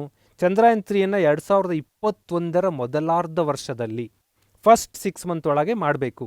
ಮೀನ್ಸ್ ಭಾಳ ಟೈಮ್ ಇಲ್ಲ, ವಿತಿನ್ ಎ ಇಯರ್. ಈಗಾಗಲೇ ಮೊದಲಾರ್ಧ ಮುಗೀತು 2020. ಇನ್ನು 1 ವರ್ಷದಲ್ಲಿ ಚಂದ್ರಯಾನ್ 3ನ ನಾವು ಮಾಡಬೇಕು. ಯಾಕಂದರೆ ಆಲ್ರೆಡಿ ಎಲ್ಲ ಥರದ ಸೆಟ್ಲ್ಮೆಂಟ್ ರೆಡಿ ಇರುತ್ತೆ. ಚಂದ್ರಯಾನ್ ಪ್ರಾಜೆಕ್ಟ್ಗೆ ಏನು ಮಾಡ್ಕೊಂಡಿರ್ತೀವಿ ಅದು, ಆ ಟೆಕ್ನಾಲಜಿನಲ್ಲಿ ಅಪ್ಲೈ ಮಾಡಿದ್ರೆ 3 ಪ್ರಾಡಕ್ಟ್ ರೆಡಿ, ಸ್ವಲ್ಪ ಅಪ್ಗ್ರೇಡ್ ಮಾಡ್ಕೊಂಡಿರ್ತಾರೆ ಅಷ್ಟೇ. ನಂಬರ್ 2, ಇದರ ಅಂದಾಜು ವೆಚ್ಚ 610 ಕೋಟಿ, 610 crore. ಸರ್ 610 crore ಅಂತ ನೀವು ಶಾಕ್ ಆಗಬಾರ್ದು. ಇವತ್ತು ಹಾಲಿವುಡ್ ಮೂವಿಗಳು ಕೆಲವೊಂದು 1000 crore ಜಾಸ್ತಿ ದುಡ್ಡಲ್ಲಿ ತೆಗಿತಾ ಇದ್ದಾರೆ. ಒಂದು ಫಿಲ್ಮ್ ತೆಗಿಯೋಕ್ಕೆ 1000 ಕೋಟಿಗಿಂತ ಜಾಸ್ತಿ, ಇಂಡಿಯಾದಲ್ಲೇ 300-400 ಕೋಟಿ ಮೂವಿ ತೆಗಿತಾ ಇದ್ದಾರೆ ಅಂದಾಗ it is essential to innovate, research ಇಂಥವಕ್ಕೆಲ್ಲ ಇನ್ವೆಸ್ಟ್ ಮಾಡಬೇಕಾಗತ್ತೆ. ನಮ್ಮ ದೇಶದಲ್ಲಿ ಯಾಕೆ ಹಿಂದುಳ್ಕೊಳ್ತೀವಿ ನೊಬೆಲ್ ಅವಾರ್ಡ್ಸ್ ಅದು ಇದರಲ್ಲಿ ಅಂದರೆ, ನಮ್ಮ ದುಡ್ಡು ಬಹುತೇಕ ಸಬ್ಸಿಡಿಗಳಿಗೆ ಅದಕ್ಕೆ ಇದಕ್ಕೆ ವೇಸ್ಟ್ ಮಾಡ್ತಾಯಿದ್ದೀವಿ. ಅದರ ಬದಲಾಗಿ ನಾವು ಸೈನ್ಸ್ ಆ್ಯಂಡ್ ಟೆಕ್ನಾಲಜಿಗೆ ಇನ್ವೆಸ್ಟ್ ಮಾಡಿದರೆ ನಾವು ಇಂಡಿಯಾದಲ್ಲಿರೋ ಬ್ರೈನ್ಗಳಿಗೆ ದೊಡ್ಡ ದೊಡ್ಡ ಸಂಶೋಧನೆ ಮಾಡೋದೇನು ಕಷ್ಟ ಅಲ್ಲ. 610 ಕೋಟಿಯನ್ನು 3rd ಚಂದ್ರಯಾನಕ್ಕೆ ಇನ್ವೆಸ್ಟ್ ಮಾಡ್ತಾ ಇದ್ದೀವಿ. ಆ್ಯಂಡ್ ನಂಬರ್ 3, ಎಲ್ಲಿ ನಾವು ಕಳ್ಕೊಂಡಿರ್ತೀವೋ ಅಲ್ಲೇ ಹುಡುಕಬೇಕು ಅಂತ. Chandrayaan 2 south pole of the moon. South ಪೋಲನ್ನು ಜಗತ್ತಿನಲ್ಲಿ ಎಲ್ಲರೂ ಹೋಗಿರ್ಬೋದು, ಅಮೇರಿಕ ಅವರು ಯಾರೂ ಸೌತ್ ಪೋಲ್ನಲ್ಲಿ ಲ್ಯಾಂಡ್ ಮಾಡೋಕ್ಕೆ ಟ್ರೈ ಮಾಡಿರಲಿಲ್ಲ. ನಮ್ಮವರು ಹುಚ್ಚು ಸಾಹಸ ಮಾಡಿ ಸೌತ್ ಪೋಲ್ ಲ್ಯಾಂಡ್ ಮಾಡ್ತೀವಿ ಅಂತ ಕೈ ಹಾಕಿದ್ರು. ಅಲ್ಲಿ ನಮ್ಮದು ಲ್ಯಾಂಡರ್ ಎರರ್ ಆಗಿ ರೀಚ್ ಆಗಿಲ್ಲ, ಕ್ರ್ಯಾಶ್ ಆಯಿತು, ಹಾರ್ಡ್ ಲ್ಯಾಂಡಿಂಗ್ ಆಯಿತು. ಮತ್ತು ನಮ್ಮ ಭಾರತೀಯರು ಬಿಡಲ್ಲ, ಎಲ್ಲಿ ಕಳ್ಕೊಂಡಿದ್ದೀವಿ ಅಲ್ಲೇ ಹುಡುಕಬೇಕು. ಯಾವ ಪ್ಲೇಸ್ಗೆ ನಾವು ಚಂದ್ರಯಾನ-2 ಲಾಂಚ್ ಮಾಡೋಕ್ಕೆ ಯೋಚನೆ ಮಾಡಿದ್ವೋ ಅದೇ ಪ್ಲೇಸ್ಗೆ ಲಾಂಚ್ ಮಾಡೋಣ ಅಂತ ಪ್ರಾಜೆಕ್ಟ್ ಹಾಕ್ಕೊಂಡಿದ್ದಾರೆ. The south pole of the moon, ಇದಿಷ್ಟು ಕರೆಕ್ಟ್ ಇದೆ. ನೆಕ್ಸ್ಟ್ ಬರೋಣ ಟೋಕಿಯೋ ಒಲಿಂಪಿಕ್ಸ್ ರಿಲೇಟೆಡ್ ಆಗಿ. ಟೋಕಿಯೋ ಒಲಿಂಪಿಕ್ಸ್ ರಿಲೇಟೆಡ್ ಆಗಿ ಬಂದಾಗ ಸರಿ ಉತ್ತರದೊಂದಿಗೆ ಬಂದುಬಿಡ್ತೀನಿ, ನಾನು ಹೆಚ್ಚು ಟೈಮ್ ತೊಗೊಳ್ಳಲ್ಲ ಇಲ್ಲಿ. ಸರಿ ಉತ್ತರ ಏನು ಹೇಳುತ್ತೆ ಅಂದರೆ 30ನೇ ಆವೃತ್ತಿಯ ಒಲಿಂಪಿಕ್ಸ್ ಆಗಿದೆ, ತಪ್ಪು. ಯಾಕೆ ಅಂದರೆ ಇದು 32ನೇ ಆವೃತ್ತಿ, 32nd ಒಲಿಂಪಿಕ್ಕು ನಡಿಬೇಕಿದ್ದಿದ್ದು ಕೋವಿಡ್ ಕಾರಣದಿಂದ ನಡೆಯೋಕ್ಕಾಗಿಲ್ಲ. ಯಾಕೆಂದರೆ ಈಗ ಸೋಷಿಯಲ್ ಡಿಸ್ಟೆನ್ಸಿಂಗ್ ಮಾಡಬೇಕು, ಆಟ ಆಡಬೇಕಾದ್ರೆ ಸೋಷಿಯಲ್ ಡಿಸ್ಟೆನ್ಸಿಂಗ್ ಮಾಡೋಕ್ಕಾಗಲ್ಲ. ಅಲ್ಲಿ ತುಂಬ ಲಕ್ಷಾಂತರ ಜನ ಸೇರುವಂಥ ಇವೆಂಟ್, ಅದು ಜಗತ್ತಿನ ನಂಬರ್ 1 ಸ್ಪೋರ್ಟ್ ಇವೆಂಟ್. ಹಾಗಾಗಿ ಅದನ್ನು ಮುಂದೂಡ್ತಾರೆ 1 ವರ್ಷಗಳ ಕಾಲ. 1 ವರ್ಷಗಳ ಕಾಲ ಒಂದು ಇವೆಂಟನ್ನು ಮುಂದೂಡಿದ್ದು ಇನ್ ದ ಪೀಸ್ ಟೈಮ್. ಯುದ್ಧ ಕಾಲದಲ್ಲಿ ಇಡೀ ಇದನ್ನೇ ಬ್ಯಾನ್ ಮಾಡಿದ್ದಾರೆ. 40ಯಲ್ಲಿ 44ರಲ್ಲಿ 44ರೆಲ್ಲ ಕ್ಯಾನ್ಸಲ್ ಆಗುತ್ತೆ. ಜಪಾನ್ಗೆ ಇದೊಂಥರ ಏನು ಜಪಾನ್ನ ವಾಸ್ತುದೋಷ ಸಮಸ್ಯೆ ಏನೋ ಗೊತ್ತಿಲ್ಲ, ಬಿಕಾಸ್ ಜಪಾನ್ಗೆ ಫಿಕ್ಸ್ ಆದಾಗೆಲ್ಲ ಕೆಲವೊಂದು ಸರಿ ಹಿಂಗಾಗಿದೆ. ಈ ಸರಿ ಜಪಾನ್ಗೆ ಫಿಕ್ಸ್ ಆಗಿದೆ, ಮತ್ತೆ ಪೋಸ್ಟ್ಪೋನ್ ಆಗಿದೆ, ಮುಂದಿನ ವರ್ಷ ನಡ್ತೀವಿ ಅಂತ ರೀಶೆಡ್ಯೂಲ್ ಮಾಡಿದ್ದಾರೆ. ಬಟ್ ಯುದ್ಧ ಕಾಲದಲ್ಲಿ ಒಲಿಂಪಿಕ್ ನಿಂತಿದೆ, ಶಾಂತಿ ಕಾಲದಲ್ಲಿ ಯುದ್ಧ ಇಲ್ಲದ ಸಮಯದಲ್ಲಿ ನಿಂತಿರೋದು ಇದೇ ದೊಡ್ಡದು. ಆದರೆ ಈ ಕೋವಿಡ್ ಹಾವಳಿ ಹೇಗಿದೆ ಅಂದರೆ ಯುದ್ಧಕ್ಕಿಂತ ದೊಡ್ಡ ಡಿಸಾಸ್ಟರ್ ಆಗಿ ಕನ್ವರ್ಟ್ ಆಗಿದೆ. ಹಾಗಾಗಿ 1 ವರ್ಷ ಮುಂದೋಗಿದೆ. ಇಲ್ಲಿ BC ಸರಿ, ಕರೆಕ್ಟ್ ಮಾಡ್ಕೋಬೇಕು ಅಂದರೆ 32nd ಒಲಿಂಪಿಕ್ ಅಂತ. ನೆಕ್ಸ್ಟ್ ಬರೋಣ ಅಂತಾರಾಷ್ಟ್ರೀಯ ಸಂಘಟನೆಗಳು ಮತ್ತು ಹೆಡ್ ಕ್ವಾರ್ಟರ್. ಇದಂತೂ LKG ಪ್ರಶ್ನೆ. ಇದು ಸಣ್ಣ ಪುಟ್ಟ ಎಕ್ಸಾಮಲ್ಲಿ ಕೇಳ್ತಾರೆ, ಸ್ಟ್ರೈಟ್ ಇಂಥದ್ದು ಒಂದು ಕೇಳ್ತಾರೆ. ಬಟ್ ಈ KPSC UPSCಗಳಲ್ಲಿ ಹಲವನ್ನು ಮಿಕ್ಸ್ ಮಾಡಿ ಕೇಳ್ತಾರೆ. ನಿಮಗೆ ಗೊತ್ತೇ ಇರುತ್ತೆ UNO ಹೆಡ್ ಕ್ವಾರ್ಟರ್ ಎಲ್ಲಿದೆ ಅಂತ. UNO ಹೆಡ್ ಕ್ವಾರ್ಟರ್ ನ್ಯೂಯಾರ್ಕಲ್ಲಿದೆ, WHO ಹೆಡ್ ಕ್ವಾರ್ಟರ್ ಜಿನೆವಾದಲ್ಲಿದೆ, ಯುನೆಸ್ಕೋ ಹೆಡ್ ಕ್ವಾರ್ಟರ್ ಪ್ಯಾರಿಸಲ್ಲಿದೆ, IMF ಹೆಡ್ ಕ್ವಾರ್ಟರ್ ವಾಷಿಂಗ್ಟನ್ಲಿದೆ, world bank head quarter Washington ಇದೆ. ಹೀಗೆ ಕೆಲವೊಂದರ ಹೆಡ್ ಕ್ವಾರ್ಟರ್ಗಳನ್ನ ಒಂದಿಷ್ಟು ತಿಳ್ಕೊಂಡಿರ್ಬೇಕಾಗತ್ತೆ. ಓಕೆ, ನೆಕ್ಸ್ಟ್ ಬರೋಣ G20 ನಾಯಕರ ವರ್ಚುವಲ್ ಸಮಾವೇಶ. ಅಂದರೆ ಸಮಾವೇಶ ಅಂದರೆ ಎಲ್ಲರೂ ಒಟ್ಟಿಗೆ ಬಂದು ಕುತ್ಕೊಂಡು ಮಾತುಕತೆ ಮಾಡೋದು. ವರ್ಚುವಲ್ ಅಂದರೆ ಒಟ್ಟಿಗೆ ಕುತ್ಕೊಂಡು ಮಾತಾಡ್ತೀವಿ, ಆದರೆ ಒಟ್ಟೊಟ್ಟಿಗೆ ಇರಲ್ಲ. ಈ ವರ್ಚುವಲ್ ಕ್ಲಾಸ್ ರೂಮ್ ಅಂದರೆ ಇನ್ನೇನಿಲ್ಲ. ವರ್ಚುವಲ್ ಕ್ಲಾಸ್ ರೂಮ್ ಅಂದರೆ ಕ್ಲಾಸ್ ರೂಮ್ ಥರನೇ ಎಲ್ಲ ಅರೇಂಜ್ಮೆಂಟ್ ಇರುತ್ತೆ, ಆದರೆ ಒಟ್ಟೊಟ್ಟಿಗೆ ಇರೋದಿಲ್ಲ. ವರ್ಚುವಲ್ ಲ್ಯಾಬ್ಗಳು ಆ ಥರನೇ ವರ್ಚುವಲ್ ಮೀಟಿಂಗ್ಸ್ ಎಲ್ಲ ಆಗ್ತಾ ಇದೆಯಲ್ಲ ಈಗ, ದಟ್ ಈಸ್. ಈಗ ನಾವು ನಮ್ಮ ಸಾಧನ ಯೂಟ್ಯೂಬಲ್ಲಿ ಎಲ್ಲಿಂದನೋ ಚಿತ್ರದುರ್ಗದಿಂದ ಗಂಗಾಧರ್ ಸರ್, ನಾನು ಬೆಂಗಳೂರಿಂದ ಸೇರ್ಕೊಂಡು ನಿಮಗೆ ಒಟ್ಟಿಗೆ ಔಟ್ಪುಟ್ ಕೊಡ್ತಿದ್ದೀವಿ. ವರ್ಚುವಲ್ ಡಿಸ್ಕಷನ್ಸ್ಗಳು, ಈ ವರ್ಚುವಲ್ ವೆಬಿನಾರ್ಗಳೆಲ್ಲ ಆಗ್ತಾಯಿದೆಯಲ್ಲ, ಈ ಥರ ಒಂದು ಸಭೆಯನ್ನು ಮಾಡೋದು G20 ನಾಯಕರು.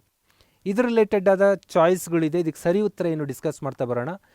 ಕೋವಿಡ್-19 ಸವಾಲಿನ ಕಾರಣಕ್ಕೆ ನಾವೇನು ಈ ಚಾಲೆಂಜನ್ನು ಫೇಸ್ ಮಾಡೋದು ಹೇಗೆ ಅನ್ನೋ ಕಾರಣಕ್ಕೆ ಸೌದಿಯ ರಾಜಕುಮಾರ ಸಲ್ಮಾನ್ ಬಿನ್ ಅಬುಲಾಜಿಜ್ ಅಲ್ ಸೌದ್ ಅನ್ನೋರು ಇದನ್ನು ಕರೆದ್ರು. ಕರೆಕ್ಟ್, ಅಲ್ಲಿಗೆ 1 ಕರೆಕ್ಟ್ 2 ಕರೆಕ್ಟ್.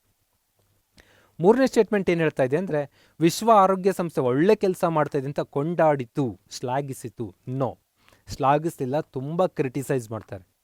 ಏನು ವರ್ಲ್ಡ್ ಹೆಲ್ತ್ ಆರ್ಗನೈಸೇಷನ್ ಯಾಕಿರೋದು, ನಿಮಗೆ ಯಾಕೆ ಫಂಡ್ ಕೊಡೋದು? ನಾವು ಅಮೇರಿಕ ನಾವು ನಿಮಗೆ ಫಂಡೇ ಕೊಡಲ್ಲ ಅಂತ ವಾಪಸ್ ಹೋಗುತ್ತೆ ಇತ್ತೀಚೆಗೆ. ಯಾಕೆ ಅಂದರೆ ನಿಮಗೆ ದುಡ್ಡು ಕೊಡ್ತಾ ಇರೋದೇ ಜಗತ್ತಿನ ಹೆಲ್ತ್ ಕಾಪಾಡೋದಕ್ಕೆ. ನೀವು ಆ ಕೆಲಸ ಸರಿಯಾಗಿ ಮಾಡಿಲ್ಲ. ಚೀನಾದಲ್ಲಿ ಇದು ಸ್ಟಾರ್ಟಿಂಗ್ ಸ್ಪಾರ್ಕ್ ಆದಾಗ ಡಿಸೆಂಬರ್ ನವೆಂಬರಲ್ಲಿ ನೀವು ಅದ್ರ ಬಗ್ಗೆ ಅವೇರ್ನೆಸ್ ಮೂಡಿಸಿ ಅದನ್ನು ಅಲ್ಲಿಗೆ ಸ್ಟಾಪ್ ಮಾಡಿದರೆ ಜಗತ್ತಿಗೆ ಈ ಪ್ರಾಬ್ಲಮ್ ಬರ್ತಿರಲಿಲ್ಲ ಅಂತ ತುಂಬ ಕ್ರಿಟಿಸಿಸಮ್ಗೊಳಗಾಗತ್ತೆ WHO. ಇವತ್ತಿಗೂ ಜಗತ್ತಿನ ಎಲ್ಲ ದೇಶಗಳಲ್ಲೂ WHO ಈ ಹ್ಯಾಂಡ್ಲ್ ಮಾಡಿದ ಸ್ಥಿತಿನ ಸ್ವಲ್ಪ ಅನುಮಾನದಿಂದ ನೋಡ್ತಾ ಇದ್ದಾರೆ. ಅದು ಮತ್ತು ಆರಂಭದಲ್ಲಿ ಚೈನಾದ ಹ್ಯಾಂಡ್ಲನ್ನು ಅದು ಹೊಗಳುತ್ತೆ, ಅದು ಕೆಲವೊಂದು ದೇಶಕ್ಕೆ ಟ್ರಿಗರ್ ಮಾಡುತ್ತೆ. ಇದೆಲ್ಲ ನಡೀತು. ಹಾಗಾಗಿ 1 and 2 ಕರೆಕ್ಟ್, 3 ರಾಂಗ್. ನೆಕ್ಸ್ಟ್ ಬರೋಣ ಚಾಬಹಾರ್ ಬಂದರು ಯೋಜನೆ. ಚಾಬಹಾರ್ ಬಂದರು ಯೋಜನೆ ರಿಲೇಟೆಡ್ ಆಗಿ ಇಲ್ಲಿ ಚಾಯ್ಸ್ಗಳಿದೆ. ಯಾವ್ದು ಸರಿ ಯಾವ್ದು ತಪ್ಪು ನೋಡೋಕ್ಕೂ ಮೊದಲು ಚಾಬಹಾರ್ನ ಒಂದು ಚಿತ್ರಣವನ್ನು ನೋಡ್ಕೋಬೇಕು. ಚಾಬಹಾರ್ ಚಿತ್ರ ನೋಡೋಕ್ಕೂ ಮೊದಲು ನೀವು ಈ ಚಿತ್ರನ ಕ್ಲೀನಾಗಿ ಅಬ್ಸರ್ವ್ ಮಾಡಬೇಕು. ಭಾರತದ ಪಕ್ಕ ಪಾಕಿಸ್ತಾನದ ಪಕ್ಕದಲ್ಲಿದೆ ಇರಾನ್. ಇದು ನಮ್ಮ ಚಾಣಕ್ಯ ನೀತಿಗೆ ಅನುಗುಣವಾದ ಒಂದು ತತ್ವ. ಅವನೇನು ಹೇಳ್ತಾನೆ, ನಮ್ಮ ಪಕ್ಕದಲ್ಲಿ ಯಾರಿರ್ತಾರೋ ಇಮಿಡಿಯೇಟ್ ನೆಕ್ಸ್ಟ್ ಈ ಶತ್ರುವಿನ ಪಕ್ಕದಲ್ಲಿ ಮಿತ್ರ ಇರ್ತಾನೆ ಅನ್ನೋದು ಚಾಣಕ್ಯನ ಕಾನ್ಸೆಪ್ಟ್. ಜಗತ್ತಿನಲ್ಲಿ ಈಗ ನಡೀತಿರೋದು ಅದೇ. ನಮ್ಮ ಪಕ್ಕದಲ್ಲಿ ಶತ್ರು ಇದ್ದಾರೆ ಪಾಕಿಸ್ತಾನ, ಶತ್ರುವಿನ ಪಕ್ಕದಲ್ಲಿ ಮಿತ್ರ ಇದ್ದಾರೆ, ದಟ್ ಈಸ್ ಇರಾನ್. ನಮಗೆ ಯಾವತ್ತೂ ದುಶ್ಮನ್ ಅಲ್ಲ. ಬಟ್ ಪಾಕಿಸ್ತಾನಕ್ಕೆ, ನಾವು ಅಫ್ಘಾನಿಸ್ತಾನಕ್ಕೆ ಎಂಟ್ರಿ ಆಗೋದಕ್ಕೆ ನಮಗೆ ಗೇಟ್ವೇ ಇಲ್ಲ.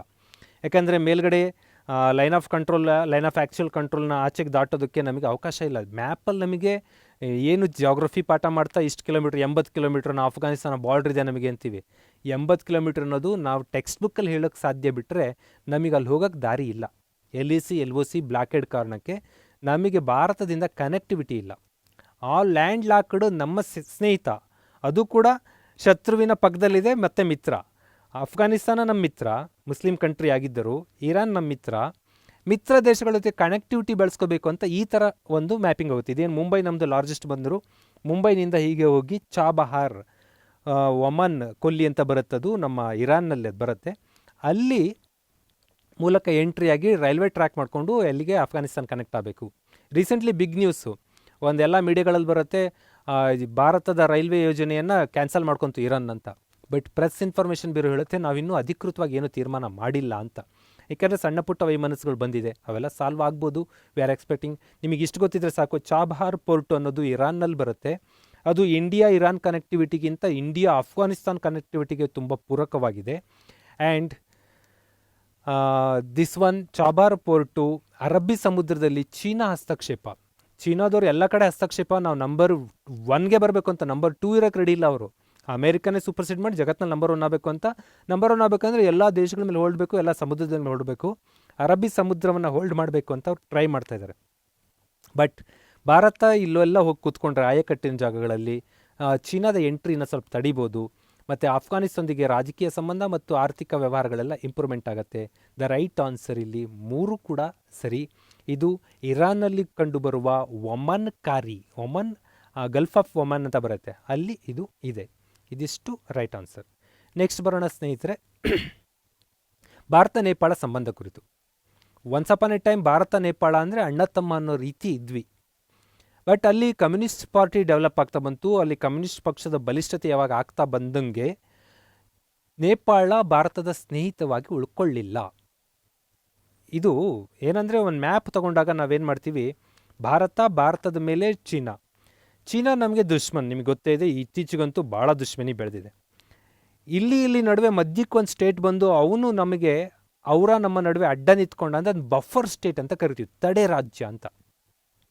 ಮೀನ್ಸ್ ಇಷ್ಟೇ, ಆ ಕಡೆ ಒಬ್ಬ ನಮ್ಮ ಶತ್ರು ಇದ್ದಾನೆ, ಈ ಕಡೆ ನಾವಿದು, ಇಬ್ಬರು ಹೊಡೆದಾಡಕ್ಕೆ ರೆಡಿ ಆಗಿದ್ದ ಟೈಮಲ್ಲಿ ಮಧ್ಯದಲ್ಲೊಬ್ಬರು ಬಂದು ನಿಂತ್ಕೊಂಡು ನಮ್ಮಿಬ್ಬರ ಹೊಡೆದಾಟ ತಪ್ಪಿಸ್ತಾರಲ್ಲ, ಬಫರ್ ಪರ್ಸನ್, ತಡೆ ಪರ್ಸನ್, ಆ ಥರನೇ ಬಫರ್ ಸ್ಟೇಟ್ ಅಂತ ಆಗಿ ಕೆಲಸ ಮಾಡ್ತಾ ಇತ್ತು. ತಡೆ ರಾಜ್ಯವಾಗಿದೆ ಅಂದರೆ ಆಗಿದೆ, ಹೌದು, ಅದರಲ್ಲೇನು ತಪ್ಪಿಲ್ಲ. ಆದರೆ ಇತ್ತೀಚೆಗೆ ಇವರು ಕಾಲಪಾನಿ ಅನ್ನೋ ಒಂದು ಪ್ರದೇಶ ಬರುತ್ತೆ, ನಮ್ಮ ಉತ್ತರಾಖಂಡ್ ಜಿಲ್ಲೆ ಸ್ಟೇಟಲ್ಲಿ ಒಂದು ಡಿಸ್ಟಿಕಲ್ಲಿ ಬರುತ್ತದು, ಅದು ನಮ್ಮದು ಅಂತ ಕೇಳ್ತಾ ಇದ್ದಾರೆ ಚೀನಾದವರು. ಇದು ಒಂದೇ ಅಲ್ಲ, ನೇಪಾಳದವರು, ಇದು ಒಂದೇ ಅಲ್ಲ, ಇನ್ನೂ ಹಲವಾರು ಪ್ರದೇಶಗಳ ವಿವಾದ ಇದೆ ಭಾರತ ನೇಪಾಳ ನಡುವೆ, ಮೋರ್ ದ್ಯಾನ್ 20-30. ಬಟ್ ರೀಸೆಂಟ್ಲಿ 3 ಪ್ರದೇಶಗಳ ಮೇಲೆ ಅವರು ಹಕ್ಕು ಮಂಡನೆ ಮಾಡ್ತಾರೆ, ಇದು ನಮ್ಮದು ಅಂತ. Recent leadership of the Nepal ಅವ್ರೇನು ಮಾಡ್ತಾ ಇದ್ದಾರೆ ಅಂದರೆ ಚೀನಾ ಜೊತೆ ಉತ್ತಮ ಬಾಂಧವ್ಯ ಹೊಂದೋಕ್ಕೆ ಟ್ರೈ ಮಾಡ್ತಾ ಇದ್ದಾರೆ. ಚೀನಾದ ರಾಯಭಾರಿ ಜೊತೆ ಮಾತುಕತೆಗಳು, ಚೀನಾದ ಪ್ರಧಾನಿ ಜೊತೆ, ಚೀನಾದ ಅಧ್ಯಕ್ಷರ ಜೊತೆ ಅವ್ರ ಕಾಂಟ್ಯಾಕ್ಟ್ ಜಾಸ್ತಿ ಆಗ್ತಾ ಇದೆ. ಅಲ್ಲಿಗೆ ನಮಗೇನು ಅನಿಸುತ್ತೆ ಅಂದರೆ, ಪಕ್ಕದ ಮನೆಯವರು ನಮ್ಮ ಜೊತೆ ಚೆನ್ನಾಗಿದ್ದರೆ ನಮಗೆ ಖುಷಿ, ಆ ಪಕ್ಕದ ಮನೆಯವ್ರ ಜೊತೆ ಇವ್ರು ಚೆನ್ನಾಗಿದ್ದು ನಮ್ಮನ್ನು ದುಶ್ಮನಿ ಮಾಡ್ತಾರೆ ಅಂದರೆ ನಮಗೆ ಇವ್ರ ಬಗ್ಗೆ ಒಂದು ಸಂಶಯ ಬರುತ್ತೆ. ಇವತ್ತು ನೇಪಾಳ ಭಾರತಕ್ಕೆ ಉತ್ತಮ ಸ್ನೇಹಿತನಾಗಿ ಉಳ್ಕೊಂಡಿಲ್ಲ. ಅಲ್ಲಿಗೆ ಇಲ್ಲಿರುವ ಎಲ್ಲ ಸ್ಟೇಟ್ಮೆಂಟ್ ಕೂಡ ಕರೆಕ್ಟ್ ಇದೆ. ಇದು ತಡೆ ರಾಜ್ಯ ಹೌದು, ಭಾರತ ಚೀನಾ ನಡುವೆ ಬಫರ್ ಸ್ಟೇಟ್, ಕಾಲಾಪಾನಿಗೆ ಅವ್ರು ಹಕ್ಕು ಮಂಡನೆ ಮಾಡಿರೋದು ಕರೆಕ್ಟು. ಇತ್ತೀಚಿನ ಲೀಡರ್ಶಿಪ್ ಆಫ್ ದಿ ನೇಪಾಳ್ ನಮ್ಮ ಜೊತೆಗಿಂತನೂ ಚೀನಾ ಜೊತೆ ಚೆನ್ನಾಗಿದ್ದಾರೆ. ನೆಕ್ಸ್ಟ್ ಬರೋಣ, ಶಾಂತಿ ಮತ್ತು ಸಾಹಿತ್ಯ. ಬೇರೆ ಎಕ್ಸಾಮ್ಗಳಲ್ಲಿ ಸಣ್ಣ ಪುಟ್ಟ ಎಕ್ಸಾಮಲ್ಲಿ 1 ಕೇಳ್ತಾರೆ, ಇಲ್ಲಿ 3-4 ಕೊಟ್ಟು ಮ್ಯಾಚ್ ಮಾಡೋಕ್ಕೆ ಕೊಡ್ಬೋದು. ನಾವು ಸ್ವಲ್ಪ ಸಿಂಪ್ಲಿಫೈ ಕೊಟ್ಟಿದ್ದೀವಿ, KS ಲೆವೆಲ್ ಇದ್ದಿದ್ದರಿಂದ. ಶಾಂತಿ ಪ್ರಶಸ್ತಿ ಯಾರಿಗೆ ಬಂತು, ಸಾಹಿತ್ಯ ಯಾರಿಗೆ ಬಂತು ಅಂತ. ಶಾಂತಿ ಪ್ರಶಸ್ತಿ ಅಬಿ ಅಹ್ಮದ್ ಅಂತೇಳಿ, ಅಬಿ ಅಹ್ಮದ್ ಅನ್ನೋ ವ್ಯಕ್ತಿಗೆ ಬರುತ್ತೆ. ಆ್ಯಂಡ್ ಸಾಹಿತ್ಯ ಪ್ರಶಸ್ತಿ ಪೀಟರ್ ಹ್ಯಾಂಡ್ಕೆ ಬರುತ್ತೆ. ಆ್ಯಂಡ್ ಭಾರತೀಯ ಮೂಲದವರೊಬ್ಬರಿಗೆ ಬರುತ್ತೆ. ಇವೆಲ್ಲ ನೀವೊಂದು ನೋಬೆಲ್ ಲಿಸ್ಟನ್ನು 2019 ನೋಡ್ಕೋಬೇಕು. ದೆನ್ GDP PPPಗಳ ಪರವಾಗಿ ಒಂದು ಪ್ರಶ್ನೆ ಕೇಳಿದ್ದೀವಿ. GDP means gross domestic product. ಒಂದು ದೇಶದ ಒಳಗಡೆ ಒಂದು ವರ್ಷದಲ್ಲಿ ಆದ ಒಟ್ಟು ಉತ್ಪಾದನೆ, ಒಟ್ಟು ಸರಕು ಸೇವೆಗಳ ಉತ್ಪನ್ನಗಳ ಮೌಲ್ಯ, ಎಕನಾಮಿಕ್ ಸ್ಟೇಟ್ಮೆಂಟ್ ಕೊಡೋದಾದರೆ this is called GDP. Purchasing power parity ಅಂದರೆ ಕೊಳ್ಳುವ ಸಾಮರ್ಥ್ಯ ಆಧರಿಸಿ ಅವರ ಕೆಪ್ಯಾಸಿಟಿಯನ್ನು ಲೆಕ್ಕ ಹಾಕೋದು. ಇಲ್ಲಿ ಯಾವುದು ಇದರಲ್ಲಿ ಕ್ರಮವಾಗಿ ಫಸ್ಟ್ ಪ್ಲೇಸಲ್ಲಿದ್ದಾವೆ ಅಂದರೆ, ಇದನ್ನು ಚಿತ್ರದೊಂದಿಗೆ ಅನಾಲಿಸಿಸ್ ಮಾಡೋಣ. GDPನಲ್ಲಿ ನಂಬರ್ 1 USA, $21.4 ಟ್ರಿಲಿಯನ್. ಏನು ಭಾರತ 5 ಟ್ರಿಲಿಯನ್ ಎಕಾನಮಿ 2025, ಮೋದಿಯವರು ಡ್ರೀಮ್ ಅದು. ಪ್ರಧಾನಿ ಮೋದಿಯವರು 2025ಕ್ಕೆ ನಾವು 5 ಟ್ರಿಲಿಯನ್ ಎಕಾನಮಿ ಆಗ್ತೀವಿ. ಟ್ರಿಲಿಯನ್ ಆಗೋಕ್ಕೂ ಮೊದಲು ಇಲ್ಲಿ ಯಾವ ಸ್ಥಿತಿಯಲ್ಲಿದೆ ನೋಡ್ರಿ, ಭಾರತ 2.9 to 3 ಈ ರೇಂಜಲ್ಲಿದ್ದೀವಿ. 3 ಟ್ರಿಲಿಯನ್ ಹತ್ತತ್ರ ಇದ್ದೀವಿ. ಈಗ ಇದ್ದಕ್ಕಿದ್ದಂಗೆ 2 ಟ್ರಿಲಿಯನ್ ಜಾಸ್ತಿಯಾಗಿ 5 ಆಗಬೇಕು within 5 year of span. That is ಭಾರತದ ಚಾಲೆಂಜ್. ಈಗ ನಾವು GDPನಲ್ಲಿ ಜಗತ್ತಿನಲ್ಲಿ 5ನೇ ಸ್ಥಾನ ಬರ್ತೀವಿ. USA, China, Japan, Germany and India. 12 ಕೋಟಿ ಜನಸಂಖ್ಯೆ ಇರುವ ಜಪಾನ್ 3ನೇ ಪ್ಲೇಸಲ್ಲಿದೆ. 30 ಕೋಟಿ ಜನಸಂಖ್ಯೆ ಇರೋ ಅಮೇರಿಕಾ ನಂಬರ್ 1 ಇದೆ. 130 ಕೋಟಿ ಇಟ್ಕೊಂಡು ನಾವು 5ನೇ ಪ್ಲೇಸಲ್ಲಿದ್ದೀವಿ. ಅಲ್ಲಿಗೆ ಪಾಪ್ಯುಲೇಷನಿಂದ ನಾವು GDP ಹೆಚ್ಚಿಗೆ ಮಾಡ್ತೀವಿ ಅನ್ನೋದು ಸುಳ್ಳು. ಪಾಪ್ಯುಲೇಷನ್ ತಿಂದಾಕಕ್ಕೆ ಬೇಕಷ್ಟೇ. ಪ್ರೊಡಕ್ಟಿವಿಟಿ ಮಾಡೋದಕ್ಕೆ ಎನರ್ಜೆಟಿಕ್ ಪೀಪಲ್, ಎನರ್ಜೆಟಿಕ್ ಯೂತ್, ಉತ್ಸಾಹಿ ಉತ್ಪಾದಕತೆ ಎಲ್ಲದೂ ಜಾಸ್ತಿ ಇರಬೇಕು. ನಮ್ಮ ಪೊಸಿಷನ್ ಸದ್ಯಕ್ಕೆ 5ನೇದಿದೆ. ಇದು 2.9 ಇದೆ. ಅಮೇರಿಕಾ 21.4 ಇದ್ದಾರೆ. ನಮಗಿಂತ ಸುಮಾರು 7-8 ಪಟ್ಟು ಮುಂದಿದ್ದಾರೆ. ಚೀನಾನ ಬೀಟ್ ಮಾಡ್ತೀವನ್ನೋ ಅವ್ರು 14.1 ಆಲ್ರೆಡಿ ಇದ್ದಾರೆ. Japan already 5 trillion economy. Germany ಈಗ ನಾವು ಬೀಟ್ ಮಾಡಬೇಕಾಗಿರೋದು ಜರ್ಮನಿ ರೀಸೆಂಟಾಗಿ ನಾವು ಈಗ ಒಂದು 5-6 ವರ್ಷಗಳಲ್ಲಿ ಫ್ರಾನ್ಸನ್ನು UK ಬೀಟ್ ಮಾಡ್ಕೊಂಡು ಮುಂದಿನ ಪ್ಲೇಸಿಗೆ ಬಂದಿದ್ದೀವಿ. 5th ಪೊಸಿಷನ್ ಇದ್ದೀವಿ. ಪರ್ಚೇಸಿಂಗ್ ಪವರ್ ಪೇರಿಟಿ ಕೊಳ್ಳುವ ಸಾಮರ್ಥ್ಯದಲ್ಲಿ ಭಾರತ ಹಿಂದಿಲ್ಲ. ಪಾಪ್ಯುಲೇಷನ್ ಹೆಚ್ಚಿಗೆ ಇರೋದ್ರಿಂದ ಚೀನಾ ನಂಬರ್ 1 ಇದೆ. Purchasing power parity China number 1. USA population ಕಡಿಮೆ ಇದ್ದರೂ ಜನ ಕೊಳ್ಳುವ ವ್ಯಾಲ್ಯೂ ಜಾಸ್ತಿ ಇದೆ. ಮೀನ್ಸ್ ಇದನ್ನ ನಾನು ಹೇಳ್ತಾ ಇರ್ತೀನಿ ಎಕ್ಸಾಮ್ಗಳಲ್ಲಿ. ನಾವೆಲ್ಲ ಮೊಬೈಲ್ ತೊಗೊಳಕ್ಕೆ ಹೋದರೆ ಒಪ್ಪೋ, ವಿವೋ, ಸ್ಯಾಮ್ಸಂಗು ಒಂದು 10, 15, 20 ಸಾವಿರದ ಮೊಬೈಲ್ ತಗೋತೀವಿ. ಬಟ್ ಅಮೇರಿಕನ್ಸ್ ಮೊಬೈಲ್ ಚಾಯ್ಸ್ ಹೇಗಿರುತ್ತೆ ಅಂದರೆ iPhone 10, iPhone 11 1 ಲಕ್ಷ 1.25 ಲಕ್ಷ ಇರುತ್ತೆ. ನಾವು 10 ಜನ ಕೊಳ್ಳುವ ಮೊಬೈಲ್ಗಳನ್ನು ಅಲ್ಲಿ ಒಬ್ಬ ಕೊಳ್ತಾನೆ. ನಾವು 10 ಮನೆಗೆ ತರೋ TV ವ್ಯಾಲ್ಯೂ ಅವ್ರು ಒಂದು ಟಿವಿಗೆ ಇನ್ವೆಸ್ಟ್ ಮಾಡ್ತಾರೆ. ದಿಸ್ ಈಸ್ ಪ್ಯಾಂಟ್ಗಳು ಅಷ್ಟೇ. ನಮಗೆ ಒಂದು 10,000 ರೂಪಾಯಿ ಇದ್ರೆ 10 ಪ್ಯಾಂಟ್ ತೊಗೊಂಬಂದ್ಬಿಡ್ತೀವಿ. ಯಾರೋ 10,000 ರೂಪಾಯಿ ಇದ್ರೆ 1 ಪ್ಯಾಂಟ್ ತೊಗೋತಾ ಇರ್ತಾರೆ, ಶರ್ಟು. ಈ ಥರ ಪರಿಸ್ಥಿತಿ. ಹಾಗಾಗಿ ಕಡಿಮೆ ಪಾಪ್ಯುಲೇಷನ್ ಇದ್ದರೂ ಪರ್ಚೇಸಿಂಗ್ ಪವರ್ ಪ್ಯಾರಿಟಿ ಒಳಗಡೆ US ನಂಬರ್ 2 ಇದೆ. ಇಂಡಿಯಾ ಬಿಗ್ ಪಾಪ್ಯುಲೇಷನ್ ಇರೋದ ನಂಬರ್ 3 ಇದೆ. ಈಗೇನು ಆತ್ಮನಿರ್ಭರ್ ಭಾರತ್ ಇವೆಲ್ಲ ಮಾಡಿಕೊಂಡು ಇಡೀ ಜಗತ್ತಿಗೆ ಲಾಕ್ ಮಾಡ್ಕೊಂಡು ಕೂತಿದ್ದಾರೆ ಮೋದಿಯವರು. ನಾವೇ ಉತ್ಪಾದಿಸಬೇಕು, ನಾವೇ ಪರ್ಚೇಸ್ ಮಾಡಬೇಕು ಅಂತೇಳಿ. ಅಂದರೆ ನಮ್ಮಲ್ಲಿರುವ ಪರ್ಚೇಸಿಂಗ್ ಪವರ್ ಪ್ಯಾರಿಟಿ. ಜಗತ್ತಿನಲ್ಲಿ ಬೇರೆ ದೇಶಗಳೆಲ್ಲ ಉತ್ಪಾದನೆ ಮಾಡ್ಬೋದು, ಅವ್ರು ಮಾರಬೇಕು ಅಂದರೆ ನಮ್ಮ ಹತ್ರನೇ ಬರಬೇಕು. ಟೊಯೋಟಾ ಬೇರೆ ದೇಶದ್ದು, ಸ್ಯಾಮ್ಸಂಗ್ ಬೇರೆ ದೇಶದ್ದು, ಹುಂಡಾಯ್ ಬೇರೆ ದೇಶದ್ದು, ಎನಿಥಿಂಗ್ ನಾವು ಪರ್ಚೇಸ್ ಮಾಡ್ತೀವಿ ಬೇರೆ ದೇಶದವರು. ಅವ್ರಿಗೆಲ್ಲ ಮಾರ್ಕೆಟ್ ಇರೋದೇ ನಾವು. ಹಾಗಾಗಿ ಅವ್ರ ಮೇಲೆ ಒಂದು ಬಿಗಿ ನಿಯಂತ್ರಣ ಮಾಡಿ ಆತ್ಮನಿರ್ಭರ್ ಭಾರತ್ ಮಾಡೋಣ ಅನ್ನೋದು ಭಾರತದ ಯೋಜನೆ. ಈ ಎಲ್ಲ ಮೂಲಕ ಭಾರತ ಒಟ್ಟು ಅಪ್ ಆಗ್ತಾ ಬರಲಿ, ಎಕಾನಮಿಯಲ್ಲಿ ಪರ್ಚೇಸಿಂಗಲ್ಲೂ ಬರಲಿ, GDPನಲ್ಲೂ ಬರಲಿ ಅನ್ನೋದು ಆಶಯ. ದೆನ್ ಬರೋಣ ಸುಸ್ಥಿರ ಅಭಿವೃದ್ಧಿ ಗುರಿಗಳು, ಸಸ್ಟೈನಬಲ್ ಡೆವಲಪ್ಮೆಂಟ್ ಗೋಲ್ಸ್. ಇದು KPSC UPSCಗಳಲ್ಲಿ ಮಾಮೂಲಿ ಪ್ರಶ್ನೆ ಇದೆ. ಯಾಕೆಂದರೆ 2000ಅಲ್ಲಿ ಸಹಸ್ರಮಾನ ಬದಲಾಗಿ ಹೊಸ ಸಹಸ್ರಮಾನಕ್ಕೆ ಎಂಟ್ರಿ ಆಗ್ತೀವಿ. 20ನೇ ಶತಮಾನದ 21ಕ್ಕೆ ಎಂಟ್ರಿ ಆಗಿದ್ದಲ್ಲದೆ 2ನೇ ಸಹಸ್ರಮಾನದ 3ನೇ ಸಹಸ್ರಮಾನಕ್ಕೆ ಎಂಟ್ರಿ ಆಗ್ತೀವಿ, ಮಿಲ್ಲೆನಿಯಮ್. ಆ ಟೈಮ್ನಲ್ಲಿ ಮಿಲ್ಲೆನಿಯಮ್ ಡೆವಲಪ್ಮೆಂಟ್ ಗೋಲ್ಸ್, ಸಹಸ್ರಮಾನ ಅಭಿವೃದ್ಧಿ ಗುರಿಗಳು ಅಂತೇಳಿ MDG ಅಂತ ಕರಿತೀವಿ. ಅದನ್ನು ಮಾಡ್ಕೊಂಡಿತ್ತು UNO. 2010ರಿಂದ 15 ಇಷ್ಟೆಲ್ಲ ಸಾಧಿಸಬೇಕು ಅಂತ ಮಾರ್ಕ್ ಮಾಡಿಕೊಂಡ್ರು. ಅದೆಲ್ಲ ಕೆಲವು ಅಚೀವ್ ಮಾಡಿದ್ವಿ. 15 ಆಯಿತು. ಅವಾಗ ಏನು ಮಾಡಬೇಕು? ಹಂಗಾರೆ MDG ಭಾಗ 2 ಪಾರ್ಟ್ 2 ಅಂತ ತರೋಣವಾ? ಬೇಡ, ಸ್ವಲ್ಪ ಬದಲಾಯಿಸಿದ ರೂಪದಲ್ಲಿ ತರೋಣ ಅಂತ ಮಿಲೆನಿಯಮ್ ಡೆವಲಪ್ಮೆಂಟ್ ಗೋಲ್ಸ್ನ ಅಪ್ಡೇಟೆಡ್ ವರ್ಷನ್ನೇ this one sustainable development goals, ಸುಸ್ಥಿರ ಅಭಿವೃದ್ಧಿ ಗುರಿಗಳು. MDGನಲ್ಲೂ ಇತ್ತು ಸುಸ್ಥಿರ ಅಭಿವೃದ್ಧಿ, ಇಲ್ಲ ಅಂತಲ್ಲ, ದಿಸ್ ಒನ್ ಪಾರ್ಟ್ ಆಗಿತ್ತು. ಇಲ್ಲಿ ಅದೇ ಟೈಟ್ಲಾಗಿ ಬರುತ್ತೆ 2015ರಿಂದ 30ರವರೆಗೆ. ಅಲ್ಲಿಗೆ SDG ವಿಶ್ವಸಂಸ್ಥೆಯ ಸಾಮಾನ್ಯ ಸಭೆಯು ರೂಪಿಸಿ 2030ರೊಳಗೆ ಸಾಧಿಸಲು ರೂಪಿಸಿಕೊಂಡ ಗುರಿಯಾಗಿದೆ ಅನ್ನೋದು ಸರಿ. ಸುಸ್ಥಿರ ಅಭಿವೃದ್ಧಿ ಗುರಿಗಳು, ಸುಸ್ಥಿರ ಅಭಿವೃದ್ಧಿ ಗುರಿ 1-2 ಮಾತಲ್ಲಿ ಹೇಳೋದಾದರೆ, ಈ ಜಗತ್ತಿನಲ್ಲಿ ಇರುವಂಥ ಸಂಪನ್ಮೂಲ ಇನ್ಯಾವುದನ್ನೇ ಆಗಲಿ ನಾವು ಖಾಲಿ ಮಾಡಿ ಎಂಪ್ಟಿ ಮಾಡಿ ಹೋಗಬಾರ್ದು. ನೆಕ್ಸ್ಟ್ ಜನ್ರೇಷನ್ಗೂ ಅದೆಲ್ಲ ಅವೈಲಬಲ್ ಇರೋಂಗಿರಬೇಕು, ಸದಾಕಾಲ ಬಳಸುವಂತೆ ಉಳಿಸಬೇಕು. ಆ ಥರದ ಒಂದು ಅಭಿವೃದ್ಧಿ ಮಾಡಬೇಕು ಅನ್ನೋದು SDGಯ ಟಾರ್ಗೆಟ್. ಇದರಲ್ಲಿ 17 ಗುರಿಗಳಿದ್ದಾವೆ. 17 ಸಾಮಾಜಿಕ, ಆರ್ಥಿಕ, ಪರಿಸರ ಸಮತೋಲನ, ಇದರ ಒಂದಿಗೆ ಅಭಿವೃದ್ಧಿ ಆಗಬೇಕು. ಈಗ ನಾವು ಹೇಳ್ತಾ ಇರ್ತೀವಿ ಎನ್ವೈರ್ಮೆಂಟ್ ಆಪೋಸಿಟ್ ಡೆವಲಪ್ಮೆಂಟ್ ಅಂತ. ಡೆವಲಪ್ಮೆಂಟ್ ಆಗಬೇಕು ಅಂದರೆ ಎನ್ವೈರ್ಮೆಂಟ್ ಹಾಳಾಗಬೇಕು. ನಾನು ಬೈಕ್ ಓಡಿಸ್ತೆ ಅಂದರೆ ವಾಯುಮಾಲಿನ್ಯ ಆಗುತ್ತೆ, ಕಾರ್ ಓಡಿಸ್ತೆ ವಾಯುಮಾಲಿನ್ಯ ಆಗುತ್ತೆ. ರೋಡ್ ಮಾಡಬೇಕಂದ್ರೆ ಮರ ಕಡಿಬೇಕು. ಎನ್ವೈರ್ಮೆಂಟ್ ವಿರುದ್ಧ ಪದ ಡೆವಲಪ್ಮೆಂಟ್ ಅಂದ್ಕೊಂಡಿದ್ದೀವಿ, ಹಾಗಲ್ಲ ಅಂತ ಹೇಳುತ್ತೆ SDG. ಸಾಮಾಜಿಕ ನ್ಯಾಯ, ಆರ್ಥಿಕ ಅಭಿವೃದ್ಧಿ ಮತ್ತು ಪರಿಸರಗಳನ್ನು ಬ್ಯಾಲೆನ್ಸ್ ಮಾಡಿಕೊಂಡು ನೀವು ಎನ್ವೈರ್ಮೆಂಟ್ ಜೊತೆಗೆ ನೀವು ಡೆವಲಪ್ಮೆಂಟ್ ಆಗಬೇಕು ಅನ್ನೋದು ಇದರ ಆಶಯ. ಬಡತನ, ಹಸಿವು, ಏಡ್ಸ್, ಮಹಿಳಾ ಅಸಮಾನತೆ, ಜೆಂಡರ್ ಬಿಯಸ್ ಇದೆಯಲ್ಲ, ಇದನ್ನೆಲ್ಲ ಶೂನ್ಯ, 0 ಅಚೀವ್ ಮಾಡಬೇಕು ಅನ್ನೋದು ಇದರ ಒಂದು ಟಾರ್ಗೆಟ್. ಹೌದು, ಅಲ್ಲಿಗೆ ಈ ಮೊದಲ 3 ಸ್ಟೇಟ್ಮೆಂಟ್ಗಳು ಸರಿ ಇದೆ. 4ನೇ ಸ್ಟೇಟ್ಮೆಂಟ್ ತಪ್ಪಿದೆ. ABCD ಇದೆಯಲ್ಲ, ಇಲ್ಲಿ ಡಿ ತಪ್ಪು. ಡಿ ಹಂಗಾದ್ರೆ ಏನು? ಇದನ್ನು ಇಂಪ್ಲಿಮೆಂಟಿಂಗ್ ಅಥಾರಿಟಿ ಮಾಡಬೇಕಲ್ಲ, ವರ್ಲ್ಡ್ ಬ್ಯಾಂಕ್ ಇಂಪ್ಲಿಮೆಂಟಿಂಗ್ ಅಥಾರಿಟಿ ಅಲ್ಲ.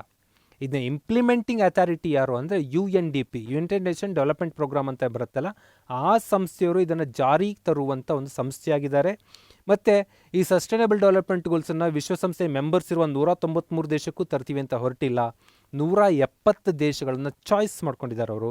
ಆ 170 ದೇಶಗಳಲ್ಲಿ SDG ಅಪ್ಲೈ ಆಗುತ್ತೆ, ಅದರಲ್ಲಿ ಭಾರತ ಕೂಡ ಒಂದು. That's why Indian budget, Karnataka ಬಜೆಟಲ್ಲಿ ಆ್ಯಂಡ್ ದೆನ್ ನಮ್ಮ ಎಕನಾಮಿಕ್ ಸರ್ವೆಗಳಲ್ಲಿ SDG ಅನ್ನೋದು ಒಂದು ಪಾರ್ಟ್, ಒಂದು ಚಾಪ್ಟರ್ಗೆ ಎಂಟ್ರಿ ಆಗುತ್ತೆ. ರೀಸೆಂಟ್ಲಿ ಕರ್ನಾಟಕ ಸರ್ಕಾರದ ಎಕನಾಮಿಕ್ ಸರ್ವೆನಲ್ಲಿ ಸಸ್ಟೈನಬಲ್ ಡೆವಲಪ್ಮೆಂಟ್ ಗೋಲ್ಸನ್ನು ಒಂದು ಚಾಪ್ಟರ್, ಹೊಸ ಚಾಪ್ಟರ್, ಹಿಂದೆಲ್ಲ ಡಿಸ್ಕಸ್ ಮಾಡ್ತಾ ಇದ್ವಿ MDG ಇದ್ದಾಗ, ಸಪ್ರೇಟ್ ಚಾಪ್ಟ್ರಾಗಿ ಎಂಟ್ರಿ ಆಗ್ತಾ ಬರುತ್ತೆ. Because India is one of the member ಇನ್ 170 ಒಳಗೆ ನಾವು ಇದ್ದೀವಿ. 17 ಗುರಿಗಳು ತುಂಬ ಇದ್ರ ಬಗ್ಗೆ ಓದ್ಕೋಬೇಕು. UPSC KPSCಗೆ ಸಿಂಪಲ್ಲಾಗಿ ಅನಾಲಿಸಿಸ್ ಮಾಡೋದಾದರೆ, ಪಾವರ್ಟಿ ಇರಬಾರ್ದು, no poverty, zero hunger, good health and well being, education, quality education, not in quantity. ಮುಂಚೆಲ್ಲ ಏನಿತ್ತು ಅಂದರೆ ಸರ್ವ ಶಿಕ್ಷಾ ಅಭಿಯಾನ, ಎಲ್ಲರಿಗೂ ಎನ್ರೋಲ್ ಮಾಡ್ಕೋಬೇಕು ಅಂತ. ಈಗ ಬರೀ ಎನ್ರೋಲ್ ಮಾಡಿದ್ರೆ ಸಲ್ಲ, ಗುಡ್ ಎಜುಕೇಷನ್ ಕೊಡಬೇಕು ಅಂತ. ಜೆಂಡರ್ ಇಕ್ವಿಟಿ, ಎಲ್ಲ ಸಮಾನವಾಗಿರಬೇಕು, ಲಿಂಗಭೇದ ಇರಬಾರ್ದು. Clean water and sanitisation, affordable and clean energy. ಈಗ ಗೊತ್ತಿದೆ, ಜಗತ್ತಿನ ಇಂಡಿಯಾದಲ್ಲಿ ಅತಿ ಹೆಚ್ಚು ವಿದ್ಯುತ್ ಶಕ್ತಿ ಬರ್ತಾ ಇರೋದು ಥರ್ಮಲ್ ಪವರಿಂದ. ಥರ್ಮಲ್ ಪವರ್ ಅಂದರೆ ಕಲ್ಲಿದ್ದಲೋ, ಪೆಟ್ರೋಲಿಯಮೋ, ಡೀಸೆಲ್ಲೋ ಯಾವುದನ್ನು ಬರ್ನ್ ಮಾಡಿ ಹೊಗೆ ಹಾಕಿ ನಾವು ವಿದ್ಯುತ್ ತಯಾರಿಸ್ತಾ ಇದ್ದೀವಿ. ಆ ಥರ ಎನರ್ಜಿ ಬೇಡ, ಕ್ಲೀನ್ ಎನರ್ಜಿ ಬೇಕು. And decent work and economic growth, decent work ಕೊಡಬೇಕು. Industry, innovation and infrastructure improve ಮಾಡಬೇಕು. ರಿಕ್ವೈರ್ಡ್ ಇನ್ಇಕ್ವಾಲಿಟೀಸ್ ರಿಡ್ಯೂಸ್ ಮಾಡಬೇಕು. ಆ್ಯಂಡ್ ಕಮ್ಯುನಿಟಿಗಳಲ್ಲಿ ಅಭಿವೃದ್ಧಿ ಮಾಡಬೇಕು. ರೆಸ್ಪಾನ್ಸಿಬಲ್ ಕನ್ಸ್ಯೂಮ್ಷನ್, ಪ್ರೊಡಕ್ಷನ್ ಹೆಚ್ಚಬೇಕು. ಕ್ಲೈಮೇಟ್ ಆ್ಯಕ್ಷನ್ ತೊಗೋಬೇಕು. ಲೈಫ್ ಬಿಲೋ ವಾಟರ್, ನೀರಿನ ಕೆಳಗಡೆ ಜೀವಿಗಳ ಬಗ್ಗೆನೂ ಗಮನ ಕೊಡಬೇಕು ಅಂತ ಹೇಳುತ್ತೆ. ಲೈಫ್ ಆನ್ ದ ಲ್ಯಾಂಡ್, ಭೂಮಿ ಮೇಲಿರೋ ಜೀವಿಗಳ ಬಗ್ಗೆನೂ ಗಮನ ಕೊಡಬೇಕು. Peace and justice, strong institution, ಈ ಶಾಂತಿ ಮತ್ತು ಸೌಹಾರ್ದತೆ ಸಂಸ್ಥೆಗಳನ್ನ ಬಲಿಷ್ಠ ಮಾಡಬೇಕು. ಪಾರ್ಟ್ನರ್ಶಿಪ್ ಫಾರ್ ದ ಗೋಲ್ಸ್, ಈ ಥರ ಎಲ್ಲ ಗುರಿಗಳನ್ನು ಸಾಧೋಕ್ಕೆ ನಾವೆಲ್ಲ ಒಟ್ಟಿಗೆ ಇರಬೇಕು ಅನ್ನೋ 17 ಗುರಿಗಳನ್ನು ಈ ಸಸ್ಟೈನಬಲ್ ಡೆವಲಪ್ಮೆಂಟ್ ಗೋಲ್ಸ್ ಹೊಂದಿದೆ. ನೆಕ್ಸ್ಟ್ ಸ್ನೇಹಿತರೆ, ಭಾರತ ಯಾವ ಕೆಳಗಿನ ಗ್ರೂಪ್ಗೆ ಸೇರಿದೆ? ಗ್ರೂಪ್ G ಅಂದರೆ group, G4, G5, G7, G20 ಈ ಥರ ಇದೆ. ರೈಟ್ ಆನ್ಸರ್ ಬಗ್ಗೆ ಡಿಸ್ಕಸ್ ಮಾಡ್ತಾ ಬರೋಣ. ಇಲ್ಲಿ G4ಅಲ್ಲಿದೆ, G5ಅಲ್ಲಿದೆ, G20ಅಲ್ಲಿದೆ, G7ಅಲ್ಲಿಲ್ಲ. What is G? ಇದ್ರ ಬಗ್ಗೆನೇ ನಾನು ಅಂತಾರಾಷ್ಟ್ರೀಯ ಸಂಘಟನೆಗಳು ಅಂತ ಒಂದು ವಿಡಿಯೋ ಮಾಡಿದ್ದೀನಿ, ತುಂಬ ಡೀಟೇಲಾಗಿ ಡಿಸ್ಕಸ್ ಮಾಡಿದ್ದೀನಲ್ಲ ನಾನು. G4 ಅಂದರೆ ಬ್ರೆಜಿಲ್, ಜರ್ಮನಿ, ಇಂಡಿಯಾ, ಜಪಾನ್, 4 ದೇಶಗಳ ಗುಂಪಿದು. G ಮೀನ್ ಗ್ರೂಪ್, 4 ಅಂದರೆ ಆ ದೇಶಗಳು ಎಷ್ಟಿದ್ದಾವೆ ಅಂತ. ವಿಶ್ವಸಂಸ್ಥೆಯ ಭದ್ರತಾ ಸಮಿತಿಯಲ್ಲಿ ನಮಗೆ ಜಾಗ ಕೊಡ್ರಿ ಅಂತ ಕೇಳ್ತಾರೆ ಇವರು. 5 ಜನ ಪರ್ಮನೆಂಟ್ ಮೆಂಬರ್ ಇದ್ದಾರೆ. UK, USA, prawns and China, okay, Russia, 5 ದೇಶಗಳು ಪರ್ಮನೆಂಟ್ ಮೆಂಬರ್ಸ್ ಇದೆ. ನೀವಿಷ್ಟೇ ಪರ್ಮನೆಂಟ್ ಮೆಂಬರ್ ಹಾಕಿ ನಾವು ಬರ್ತೀವಿ. ಯಾವುದ್ರಲ್ಲಿ ಕಡಿಮೆ ಇದೀವಿ ನಾವು? ಎಕಾನಮಿಯಲ್ಲಿ ಕಡಿಮೆ ಇದೀವಾ? ನೋ. ಪಾಪ್ಯುಲೇಷನಲ್ಲಿ ಕಡಿಮೆ? ನೋ. ಎಲ್ಲದರಲ್ಲೂ ಚೆನ್ನಾಗಿದ್ದೀವಲ್ಲ, ನಮಗೂ ಚಾನ್ಸ್ ಕೊಡ್ರಿ ಅಂತ ಈ 4 ದೇಶಗಳು ಡಿಮ್ಯಾಂಡ್ ಮಾಡ್ತಾ ಇದೆ. ಅಲ್ಲಿಗೆ ಭದ್ರತಾ ಸಮಿತಿ ಸೀಟ್ಗೆ ಟವಲ್ ಹಾಕಿರೋದ್ರಲ್ಲಿ ಭಾರತ ಒಂದೇ ಅಲ್ಲ, ಇವರು 4 ಜನ ಇದ್ದಾರೆ ಅಂತ ಅರ್ಥ. ನೆಕ್ಸ್ಟ್ G5ಗೆ ಬಂದರೆ Brazil, China, India, Mexico, south Africa, 5 ದೇಶ ಇದೆ. ಇವು ಉದಯೋನ್ಮುಖ ಆರ್ಥಿಕತೆಗಳು, ಏನು ಅಭಿವೃದ್ಧಿ ಹೊಂದಿರೋ ಇದಾವಲ್ಲ ಅವು ಬಿಟ್ಟರೆ ನೆಕ್ಸ್ಟ್ ಲೆವೆಲಲ್ಲಿ ಉದಯೋನ್ಮುಖವಾಗಿರೋಂಥ ಇವು G5 ಇವರೇ ಸಂಘಟನೆ ಮಾಡಿಕೊಂಡು ಕೆಲವೊಂದು ಆರ್ಥಿಕ ಸಹಕಾರಗಳನ್ನು ಮಾಡ್ಕೋತಾ ಇದ್ದಾರೆ. G7 ಅಂತ ಅಂದರೆ ಡೆವಲಪ್ಡ್ ಎಕಾನಮಿ, ಅವರು ಫುಲ್ಲಿ ರಿಚ್ ಆಗೋಗಿದ್ದಾರೆ already. USA, Germany, United Kingdom, Japan, Canada, Italy, France. G8 ಇತ್ತಿದು. ಒಂದು ಇನ್ಸಿಡೆಂಟ್ ನಂತರ ಒಂದು 4-5 ವರ್ಷಗಳಾಯಿತು ಅನ್ಕೋತೀನಿ, ರಷ್ಯಾ ದೇಶನ ಕಿಕ್ಔಟ್ ಮಾಡ್ತಾರೆ ಇದನ್ನು. G8 -1 ಅಂತ ಮಾಡಿಕೊಂಡ್ರು. ಆಮೇಲೆ ಗೊತ್ತಾಯ್ತು ಇವರಿಗೆ -1 ಯಾವತ್ತೂ ಪ್ಲಸ್ ಆಗಲ್ಲ ಅಂತ ಕಂಪ್ಲೀಟ್ ರಿಮೂವ್ ಮಾಡಿ ಈಗ G7 ಕಂಟ್ರೀಸ್ ಅಂತ ಕರಿತೀವಿ. ಇದು ಡೆವಲಪ್ಡ್ ಎಕಾನಮಿ. G20 ಅನ್ನೋದು ಮೇಜರ್ ಎಕಾನಮಿ, ಬಲಿಷ್ಠ ಆರ್ಥಿಕ ದೇಶಗಳು. ಇದರಲ್ಲಿ ಭಾರತ ಕೂಡ ಇದೆ. USA ಅವೆಲ್ಲ ಮೆಂಬರ್ ದೇಶಗಳ ಜೊತೆ ಭಾರತ ಕೂಡ G20ಯಲ್ಲಿ ಬರುತ್ತೆ. ಇದು ಒಂದು ಬಲಿಷ್ಠ ಒಂದು ಗುಂಪಾಗಿದೆ. ಮಾನಸ್ ಸರೋವರ ಅಂತ, ಕೈಲಾಸ, ಇವೆಲ್ಲ ಭಾರತೀಯರ ಜೀವನದ ನರನಾಡಿಗಳಲ್ಲಿದೆ. ಜೀವನದಲ್ಲಿ ಮಾನಸ ಯಾತ್ರೆ ಮಾಡಬೇಕು, ಕೈಲಾಸ ಯಾತ್ರೆ ಮಾಡಬೇಕು. ಬಟ್ ಇಲ್ಲಿಗೆಲ್ಲ ಹೋಗ್ಬೇಕಂದ್ರೆ ಎಲ್ಲಿಗೆ ಹೋಗಬೇಕು ಅಂತ ಪ್ರಶ್ನೆ. ಇಲ್ಲಿಗೆಲ್ಲ ಹೋಗ್ಬೇಕಂದ್ರೆ ಚೀನಾಕ್ಕೆ ಹೋಗಬೇಕು. ಚೀನಾ ಮತ್ತು ಭಾರತದ ನಡುವೆ ಯಾವಾಗ ಇಶ್ಯೂಗಳು ಜಾಸ್ತಿ ಇರ್ತಾವೋ ಆವಾಗ ಮಾನಸ ಸರೋವರ, ಕೈಲಾಸ ಯಾತ್ರೆಗಳು ಫೇಲ್ ಆಗ್ತವೆ. ಶಿವನ ಆವಾಸ ಸ್ಥಾನ ಕೈಲಾಸ ಪರ್ವತ ಅಂತೀವಿ. ಕೈಲಾಸ ಪರ್ವತ present located in China, Siachen ಪ್ರದೇಶದ ಆಚೆ ಕಂಡು ಬರುತ್ತಿದ್ದು. ಭಾರತ ಮತ್ತು ಚೀನಾ ಇಶ್ಯೂ ಇರೋದ್ರಿಂದ ಈ ಪ್ರಶ್ನೆ ಕೇಳಿದ್ದೀವಿ ಅಷ್ಟೇ. ನೆಕ್ಸ್ಟು ಆಸ್ಕರ್ ಅವಾರ್ಡ್, ಅತ್ಯುತ್ತಮ ಚಿತ್ರ ಆಸ್ಕರ್ ಅವಾರ್ಡಲ್ಲಿ ಬೆಸ್ಟ್ ಡೈರೆಕ್ಟರ್ ಅದೆಲ್ಲ ಸ್ವಲ್ಪ ನೋಡ್ಕೋಬೇಕಾಗತ್ತೆ. ರೈಟ್ ಆನ್ಸರ್ ಇಲ್ಲಿ ಪ್ಯಾರಸೈಟ್ ಅನ್ನೋದು ಆಸ್ಕರ್ ಅವಾರ್ಡ್ನಲ್ಲಿ best feature film, best picture ಆಗಿ ಆಯ್ಕೆಯಾಗಿದೆ. ಸ್ನೇಹಿತರೆ, ಮೊನ್ನೆ ಟೆಸ್ಟ್ ನಡೀತು, ಏನು ಸಾಧನಾ ಅಕಾಡೆಮಿ KS ಫಿಲ್ಮ್ನ ಪೇಪರ್ 1ನಲ್ಲಿ ಬಂದಂಥ ಅಂತಾರಾಷ್ಟ್ರೀಯ ಸಂಘಟನೆಗಳ ಕೆಲವೊಂದು ವಿಚಾರ ಶಾರ್ಟ್ ಟರ್ಮಲ್ಲಿ ಅನಾಲಿಸಿಸ್ ಮಾಡೋಕ್ಕೆ ಟ್ರೈ ಮಾಡಿದ್ದೀನಿ. ಇನ್ನೂ ಹೆಚ್ಚಿನ ಮಾಹಿತಿಗಳನ್ನು ಮುಂದಿನ ಟೆಸ್ಟ್ಗಳಲ್ಲಿ ನಾವು ಡಿಸ್ಕಸ್ ಮಾಡ್ತೀವಿ. ಫಾಸ್ಟಾಗಿ ಹೇಳಿದರೆ ಸ್ವಲ್ಪ ಸ್ಲೋ ಮಾಡ್ಕೊಂಡು ರಿವೈಂಡ್ ಮಾಡ್ಕೊಂಡು ನೋಡ್ಕೊಳ್ಳಿ. ಎಲ್ರಿಗೂ ಒಳ್ಳೆಯದಾಗಲಿ, ಎಲ್ಲರೂ ಗೆಲ್ಲಿ. Thank you, bye bye.